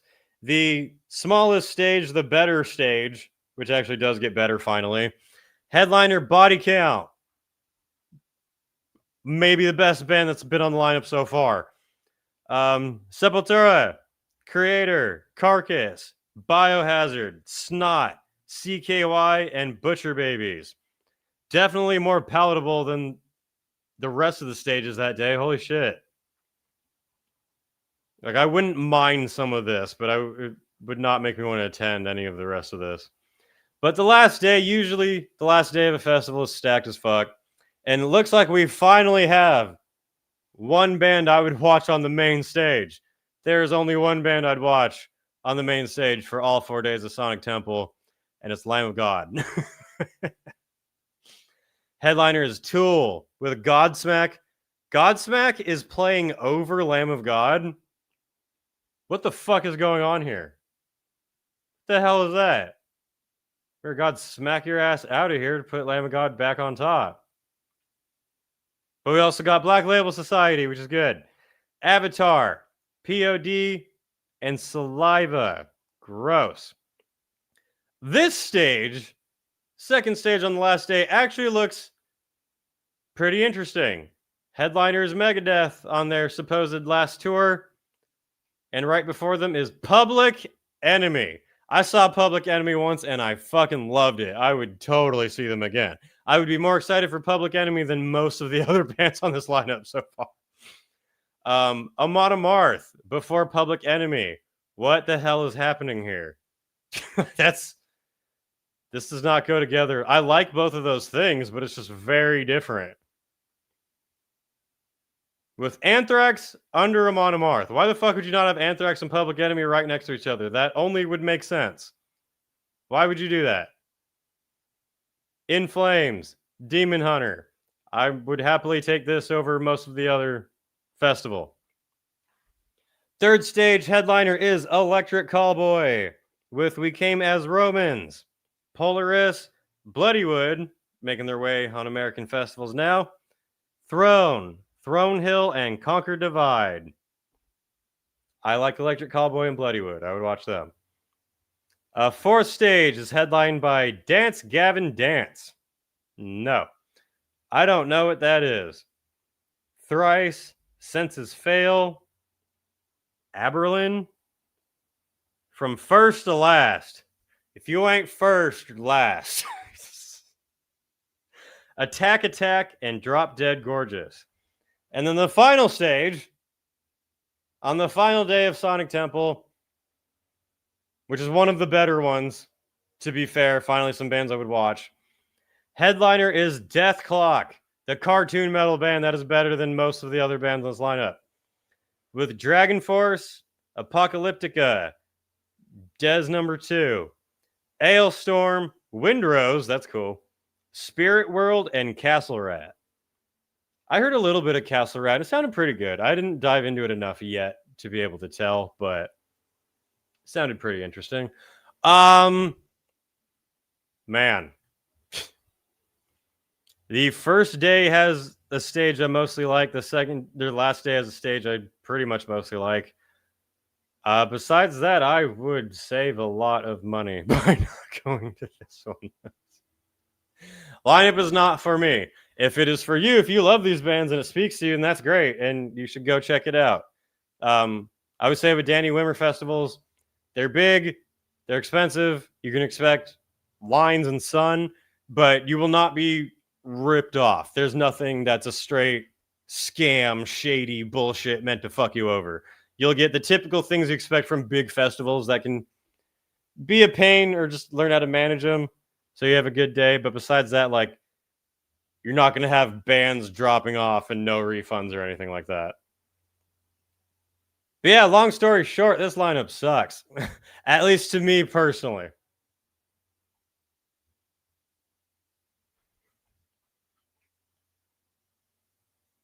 A lot of suck in one place. Is that legal? I guess we will find out. Huh. A lot of these bands are from that emo early metalcore era of the early 2000s. Oh yeah, that's so popular in America right now to capitalize on that nostalgia. I was never into them, but you couldn't escape them back then. Why are they making a comeback now? It's because the kids who grew up obsessed with that music now have jobs that can be exploited for money. Nostalgia is the biggest seller in corporate America.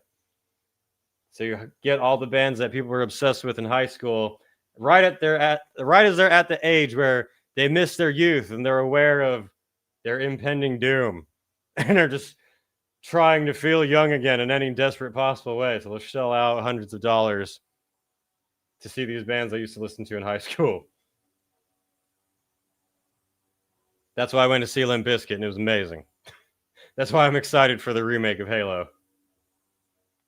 Gonna be a bunch of drunk bald guys at the show, remembering how they first heard this song by their first girlfriend who broke their heart.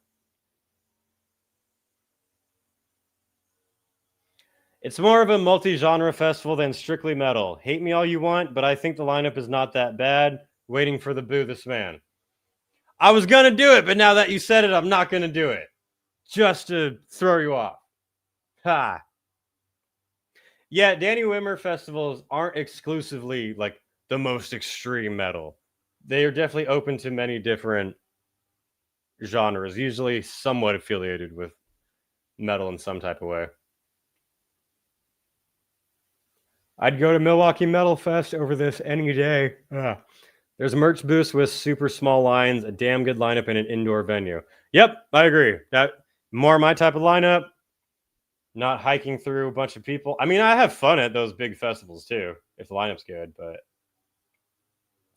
yeah. Pretty meh. Mediocre. Another festival. Oh, fuck.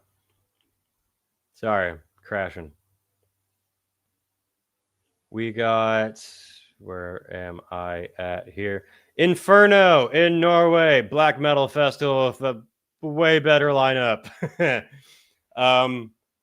Have not been to this festival yet. I would love to attend it. I've heard good things about it. It's another indoor festival, far smaller than the one we were just looking at, but they have announced Mayhem, Deicide, Enslaved, Old Man's Child, The Covenant, Canon and Faber, amazing fucking band, Samael, Primordial, Incantation, Aun, Whoredom Rife. That's how would you describe Dogma in longer words? Whoredom Rife. Myrrh, Funeral, Night, Darvaza, Percocet, Morax, Hermaphrodite. I thought I already said that. We have a Myrrh and a Mirror. That is confusing as shit. Take a picture with the wrong band. You're like, damn it. Sovern. Forsmoon. Forsmoon is a band I saw in Iceland. They're a very small band. Oh my God, they might have been the best band I saw at that festival.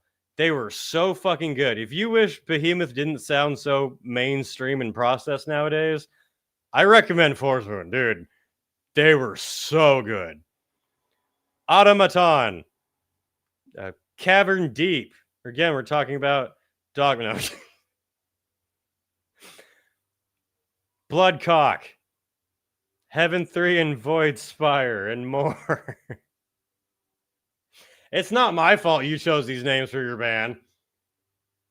Heroin Festival, Cocaine and Vodka Festival, really. Dark Insanity should be a headliner at any European festival. I don't know about headliner. I'll admit we're not at that point yet, but I will drop a hit that we might maybe be doing a European festival next year, possibly, maybe, might get announced sometime soon. I don't know. Anyway, I don't know any of those bands under Incantation, and I like to consider myself down with black metal. Yeah, like I said, the only one I can recommend is Forsmoon because I saw them live and they were amazing, but yeah.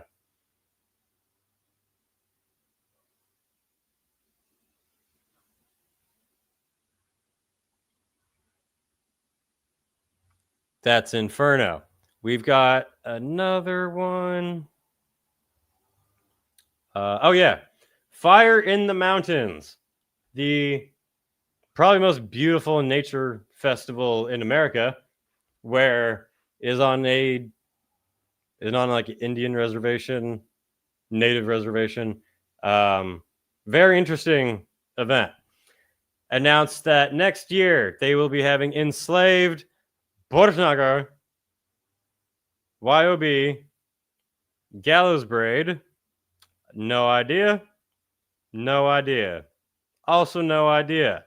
I don't know who these people are. But those are the bands announced.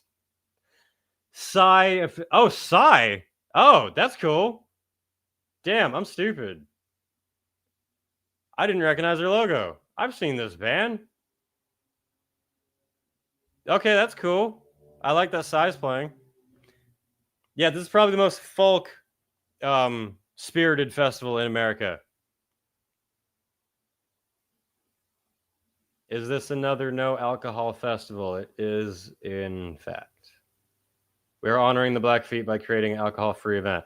This is probably the only metal festival in the world that does not allow alcohol, but that is because it is on native land, and it's their rules. It's not because they decided we all want to be healthy now.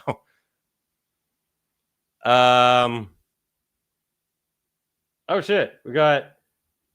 Let me catch this. Chris K dropped a $5 super chat. Thank you, Chris. I appreciate that. Is Dogma worth taking a day off of work for? No. Will you be hitting up Rock and Roll Ribs before this upcoming 70K? I don't think I will be attending 70K this year, unfortunately. I was talking with a friend recently about maybe I'll go to the pre-parties anyway, just to hang out with people and have fun in Florida. Consider staying there. I'll tell you this. If I do go to the pre-parties, I would definitely hit up Rock and Roll Ribs before. Iron Maiden's barbecue spot, for those who don't know. It's very, very good. But that's if I attend that. Not counting on it yet. Also, how goes the game modding? Thank you for asking. This is what I get into when I'm editing videos, and I fucking hate editing. My brain starts falling out of my head, and I need like a distraction. Doing modding stuff is another thing that grabs my attention. I can like kind of relax with a little bit. It is so much fun. If you didn't catch the beginning of the stream, I modded Cyberpunk, GTA 5, and Red Dead Redemption 2 to be VR. And it's crazy as fuck to be walking around Red Dead VR with all these digital plants in your face. I went in GTA, I went to the strip club and got a lap dance in VR, and it was weird as fuck. It was so fucking strange. Not out of lonely desperation. I did it because it was funny. With Cyberpunk, oh my god, it's like being in the Matrix. It's insane. I haven't played too many actual VR games yet, but one thing for me with the modding those games is it doesn't allow other mods to work. So I modded Red Dead Redemption 2 to perfection, and then I had to take all of it off to put VR on, which is an amazing experience, but it is the standard game, and I'm used to everything being so much bigger. So I'm kind of torn between. I might take it off and put all the other ones back on. Cyberpunk VR just sounds like real life John Wick. It is. Keanu's there. It's like he's standing right next to you. It's weird as fuck. Since it's Spooktober, have you played any horror games? Not straight up horror games, but before I did the VR for Red Dead, I made it Undead Nightmare 2. So the entire map of Red Dead Redemption 2, I put zombies everywhere. Every town was like on fire with skulls and bodies and shit everywhere. You get jumped by zombies everywhere. It was really fun to be riding a horse out in the wilderness and find an enemy gang fighting zombies and watching and laughing. Besides that, no, I have those fucking, what is the like horror Alice in Wonderland game? I forget exactly what it's called. I was wanting to play that for Halloween. I just didn't get to it yet. I have a horror book I was trying to get to for Halloween. Didn't fucking get to it yet. A fan of the channel gave me this book on 70K this last time. I super appreciated it. I thought it was awesome. Very cool gift. And I promised I was going to read it. And I am going to read it. And I was planning on reading it this month for Halloween. And I still have not finished Shogun first before I fucking get to it. I'm at like the last chapter. I started this like a month or two ago. Check out my bookmark. And I thought I'd finish it in time for October to get to the horror book, but I'm still at the end of this book. It's really good, but really long, and long chapters piss me the fuck off. Every time I open it, and like those chapters 30 pages long, I'm like, fuck. But this is my next one, even if I have to read it for November, because I'm looking forward to it. I don't do things in order. But, yeah. Someone asked if I knew Boris T's band. Yes. They are good, and I respect fellow YouTubers making their own music and doing the real shit. The Shadow Out of Time is Lovecraft's best. I haven't read any Lovecraft yet, actually, so we will see. Have you ever considered making a mod collection to put up on the Nexus? No, actually, because I didn't even know you could do that, because I'm only, 6-7 months into knowing how to mod games at all. So I'm still fairly new to all of it. I just got obsessed and dove. Dude, Red Dead Redemption 2 changed my fucking life. Quick rant. I noticed the view count dropped when I started ranting about games, but that's fine. I put off playing this game for a long time because I'm not gonna lie, there's some parts of that game that aren't really appealing. I don't like how you can be in a shootout and then we'll be like, your character is cold. And it just felt really flat at times. It took me a while to get into the game. But then when I did finally get into it, I Really loved it. I loved the story, the world, and everything. But then I discovered modding because I was watching tips on how to do certain things in the game, and I see people with mods. I'm like, what the fuck? I want to do that. So that game is the reason why I learned how to mod, and I started getting bigger gaming shit. And now I live in Red Dead, and I don't want to be here. I want to be in the game instead.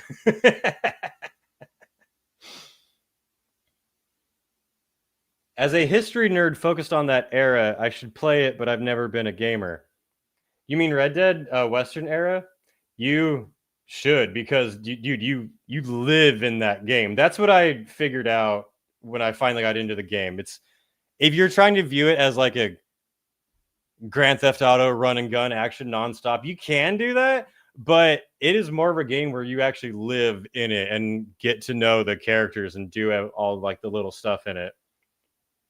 I'm playing Red Dead for the third time. Love it. Play it in VR. Play it with mods. I've fucking modded Red Dead 2. I've got Arthur in New Austin. I've got Mexico. I've got Undead Nightmare. I added shit to every town.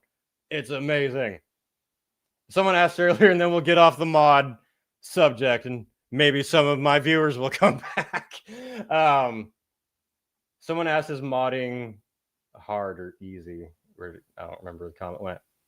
It's actually not. It always seemed like a off-putting, hard thing to me. I came up as a console gamer, and I was like, oh, I don't know how to do all that technical stuff. There's plenty of videos that explain it. It depends on the game, and it depends on the mod. Some mods are really big, and you have to go into multiple certain files and change things, and it's really annoying. Some mods, you just drag and drop from the folder into the game, and it works. So some of them are really easy, actually. You just need to be on a decent enough PC for it. Explain mod. So, class, mods are additions to games that fans make themselves. They're not official DLCs. So a fan can add an entire new character or map or maps from other games or weapons from other games into it. Or a lot of them do reshades just to make the graphics look more amazing. So like Red Dead 2, graphics are pretty good. Honestly, there's times where it's not that great. But there's mods to make it look fucking real, where you can see like every strand of hair, and the details are amazing. And yes, there's lots of mods for sex and stuff like that. But yeah, someone asked, I'll show you real quick. Come to a metal channel for drama. We're talking about cats and gaming. You never know what we're going to get. Am I going to ramble about politics now or religion? No idea. This is where I get all my mods for Red Dead 2. It is called Nexus Mods. I have not encountered any like virus or anything shady yet from this site, and I've downloaded a lot of these mods. Doesn't mean they will all work. Some of them work and some of them don't. Some of them work but don't work with others, and that sucks when you have like 50 mods on a game and then you add another one and it breaks and you have to do it all over again. But so like this one adds bank robberies to Red Dead 2. This one HD gators because the gators look like mud. You make them look better. You got ranch pants. You've got cars. You can drive. I was driving a DeLorean in Red Dead Redemption 2. I forgot about that. Loading music from the Dollars trilogy.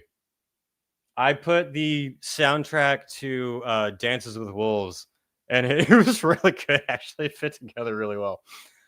Some of the popular ones are metal people are confused. I get it. It's okay. But yeah, you can basically remake the entire game to be so much better. So much better. You can buy houses. You can play as a dog. You have gangs kill each other. It's great. And it's not just Red Dead. This Nexus Mods has stuff for everything. So you just type in whatever game you want. GTA 5. Boom. We got blood and gore for GTA 5. We've got weather. If you care about the weather. We've got movie posters. If you guys didn't see, I modded GTA 5 to be real LA. So I had like real movie theaters and shit throughout the whole thing. I was driving a Disney truck. It was fucking hilarious. That is modding. I will give you guys one more quick tip for modding, and then we're doing some more metal stuff. Stop distracting me. Stop costing me my viewership. I'm trying to grift off metal here. No, it gets so obsessive and into it.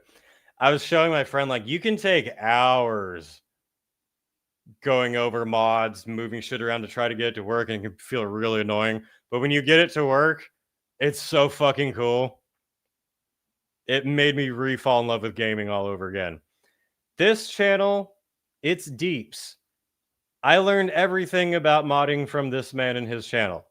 He makes very easy videos to follow along to that will teach you how to mod.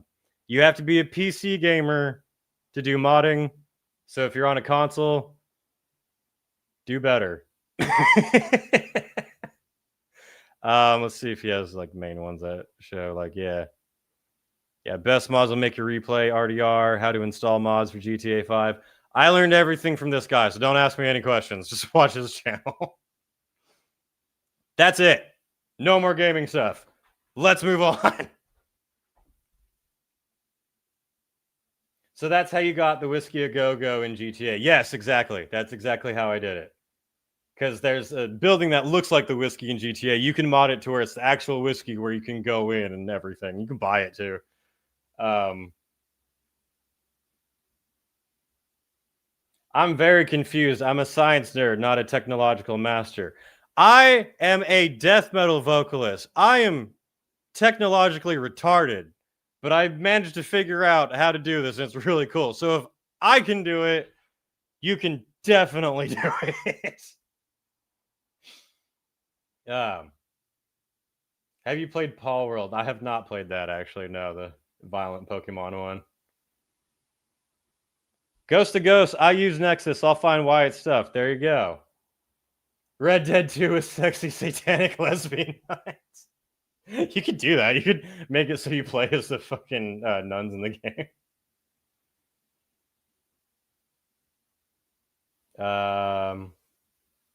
This is on PC, not console. Yes. Someone said that you can mod on Xbox. Like the original one, I know you can. I think it's much harder to do now, but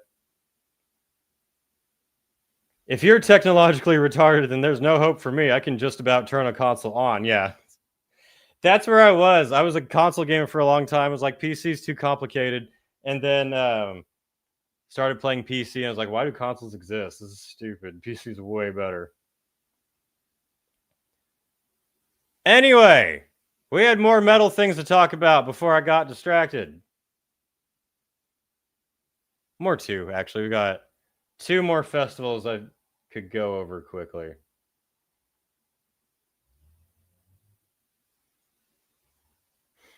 Next topic idea: metal is ableist because I'm unable to make it. That's pretty good. PC Master Race, that's right. Sup Doggy says, I would get a PC, but I'm poor and consoles are cheaper.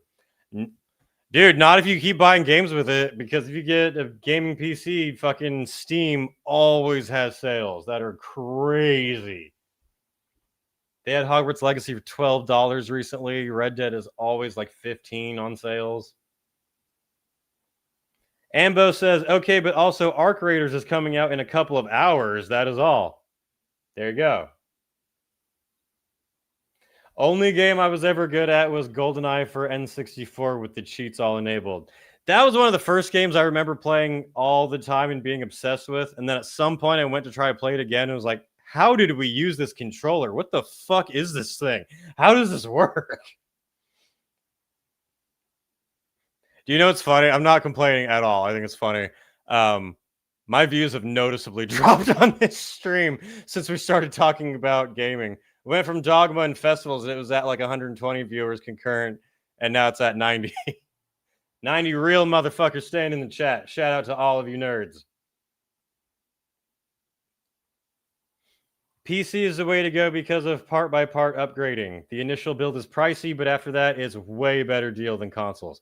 That's exactly it. That's what it took me years to figure that out. So, not blaming anyone still stuck behind in the console world, but it's so much. You will not regret it all getting into gaming, PC gaming.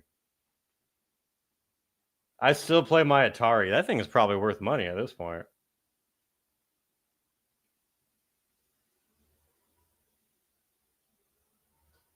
Yeah, so you can see how to get me going on rants. You bring up gaming and modding and just forget what my channel is even about.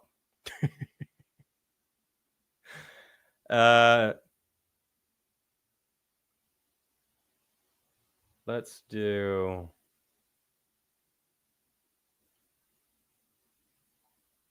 The only festival I had pulled up left was Grass Pop because they've been doing some announcements lately.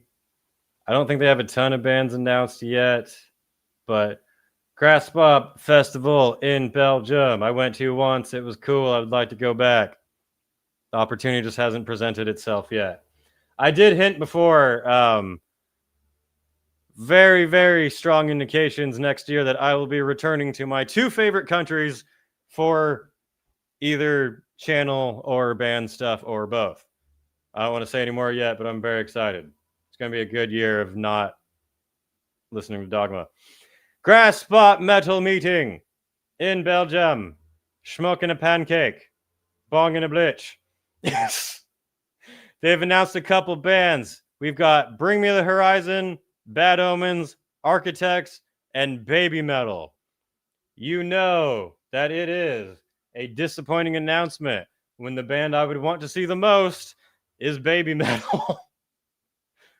They also announced Volbeat, Twisted Sister, main one I'd want to see so far. I saw them in 2010. It was a lot of fun. TBC, Suggestive, and Breaking Benjamin. But they also got TBC again. Limp Bizkit, the greatest death metal band of all time. Worth going to Grass Pop just for this. So, Adam's a buddy I know. Just seen him commented, yikes. Within Temptation and Megadeth. You know that it's a disappointing announcement when the main band I want to see is Limp Bizkit. Limp Bizkit and Twisted Sister. Those are literally the two I'd be most excited for Grass Pop. So far, they get a shit ton of bands, so I'm sure it'll get better, but that's all there was so far. Anyway, back to gaming and cats.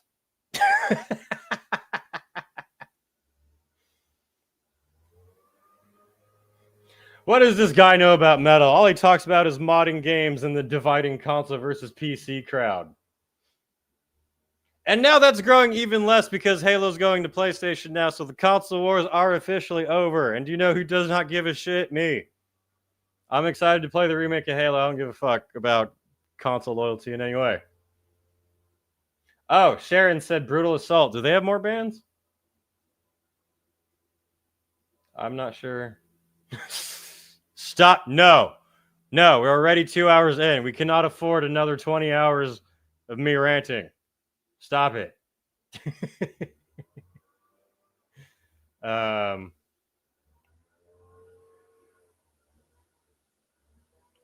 Anakin's anger management, playing Saints Row 3 right now. It slaps. Dude, I loved that game when it came out. It's ridiculous as fuck. It's like if GTA was made by Mad TV or something. Let's see what Brutal Assault announced. Let's see if there's anything other. Any updates I'm missing? Anything more happening with Dogma? Fuck, hang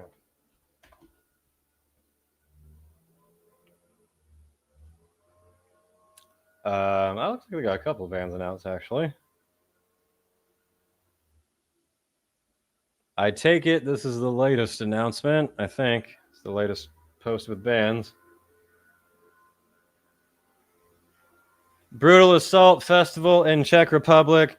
Have not been yet, but I have only heard amazing things about this festival, and I very much want to attend. And I've heard they have amazing food, actually. Looks like they've got Vader, Sisters of Mercy, 200 stab wounds, Alcest, Alt, Amorphous, Animals as Leaders, Arthur Brown, that's fun. I saw him in Vegas. Corner, Crippling Alcoholism. Are you just describing the fans attending the event? That's not even a band. This is just the Eastern European version of Alcoholics Anonymous. Cryptopsy, Death Heaven, Death Angel, Deicide, Draconian, Elder, Fallujah. Internal Bleeding is fucking sick. We played with them before. They're awesome. Marduk, Master Boot Record. That sounds suspicious. Municipal Waste, Old Man's Child, Rise of the North Star, Sanguiza Bagdad, Sour, Septic fucking Flesh. I love Septic Flesh. Fuck yeah. They just played at the Acropolis in Athens. What the fuck? I should have sold everything I own to go to that show. Signs of the Swarm, Slope, The Ghost Inside, Triptychon, Vader again, Vended, and someone pretending to be me. There can only be one Wyatt. What the fuck is this? My middle name is Evan too with an E. Who are imposter? Impostore. A charlatan. A sham. Where is it? Where is it? Boo this man! I have no idea who that is. Brutal Assault is a festival that I have not been to now just because of money and shit not lining up. I would absolutely love to attend. Everyone I know who's went has said great things about it.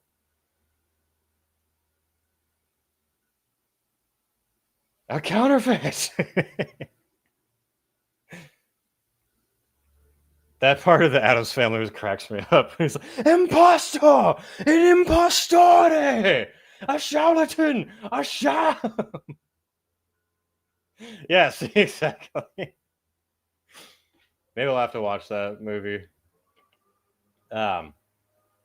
Anyway, Alcest's first record is so fuck. I had a lot of insane trips to that record while detoxing off heroin. Yes, holy shit, that sounds like an insane time. Glad that you got through that detox. I hear it's not fun. Eric says, gotta go. Thanks for the ride stream. Thanks for tuning in, man. I appreciate it. Thanks for listening to all my ranting about gaming mods. Unalive Fest 2026 in Vegas. Fine, I'll do another one. What's this called? Unalive Fest. That sounds... Is it actually called Suicide Fest and it's just the internet calling it that? What an odd name for a festival. Unalive Fest, starring Jim Jones. Every ticket comes with a cup of juice.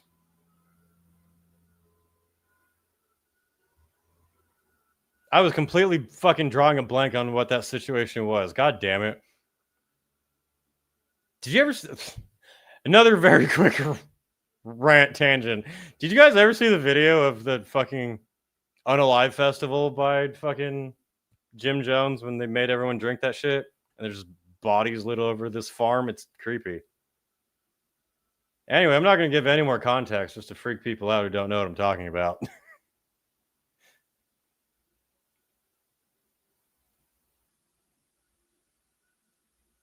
Unalive Fest in Las Vegas. Backstage Bar and Billiards presents March 21st. We have got Decrepit Birth and a bunch of names that are going to be hard to read, but we've got Casket Robbery, we've got Pessimist, Claustrophobia.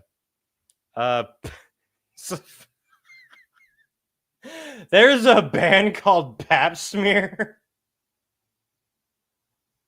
All right. Lazarus Casket, Trip to the Morgue. These are all bands that play in the local scene here. Anubis is my homie's band. Shout out to Will Buckley, bass player for Anubis. Awesome guy. Check out this band. Avenger of Blood, Uncivil Descent, 187, Skeleton Crew, Embryonic Devourment. We played with them a couple times. This is pretty good. A lot of bands that like play shows I play on, but good ones. All of like the good heavy hitters. Me and my band were saying that we want to play in Vegas. We got to do like a little mini tour in this area sometime. I once saw a grind band called Queef Huffer. All right. What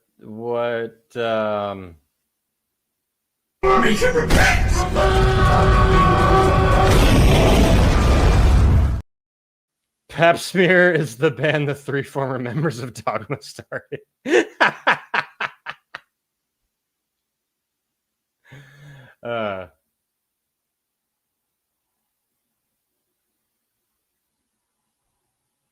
Took me a sec. I thought Jim Jones sounded familiar. Yeah, I was trying to make a funny reference while barely remembering what the situation was. It's my fault.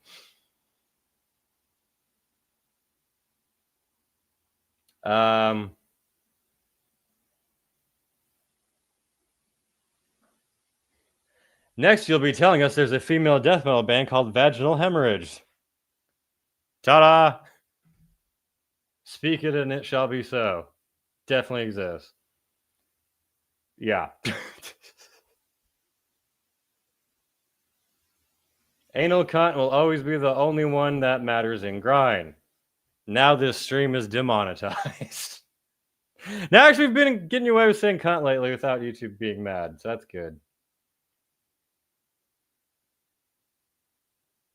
There was a band called Mr. Fister at Metal Battle a few years ago. I remember that, actually. So many hilarious band names out there, right? I've gotten some people mocking Dark Insanity, saying that it's a cringy, lame name, and I'm like, okay. I'm sorry we didn't call the band Cosmic Bowel Movements. You know?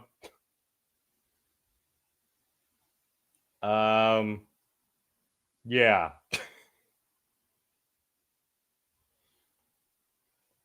Well, that is pretty much everything that I had to cover on this episode that I wanted to get through.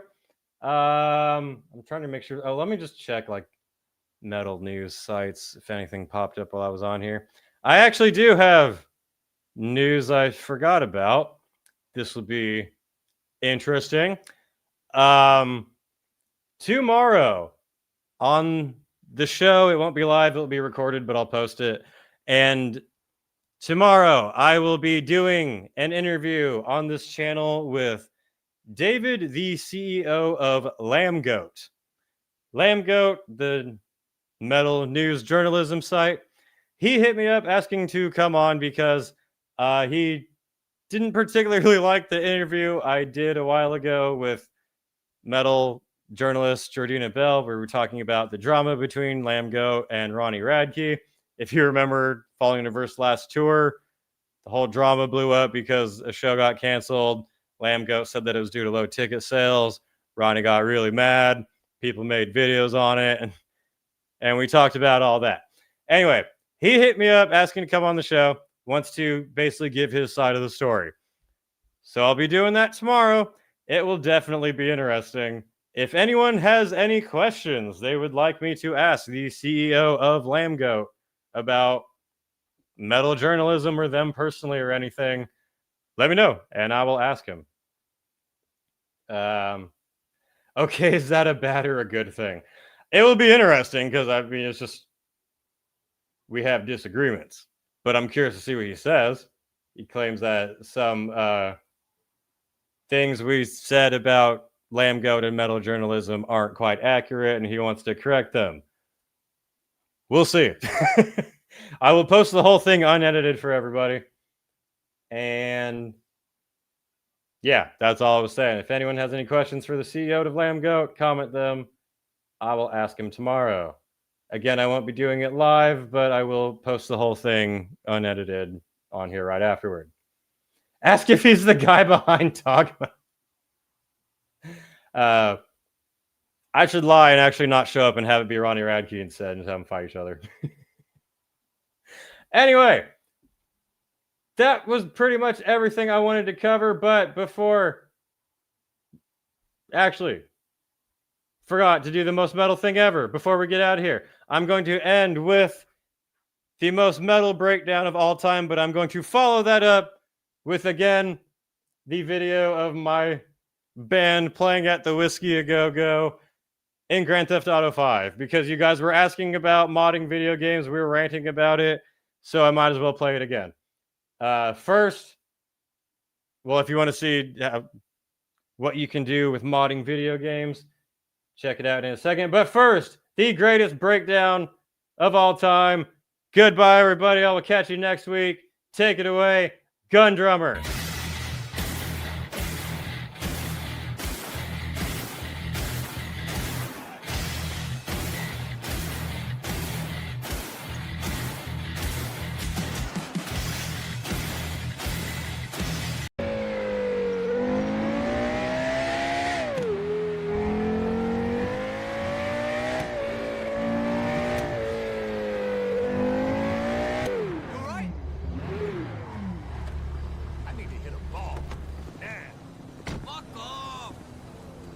To your thighs and belly. Like I care.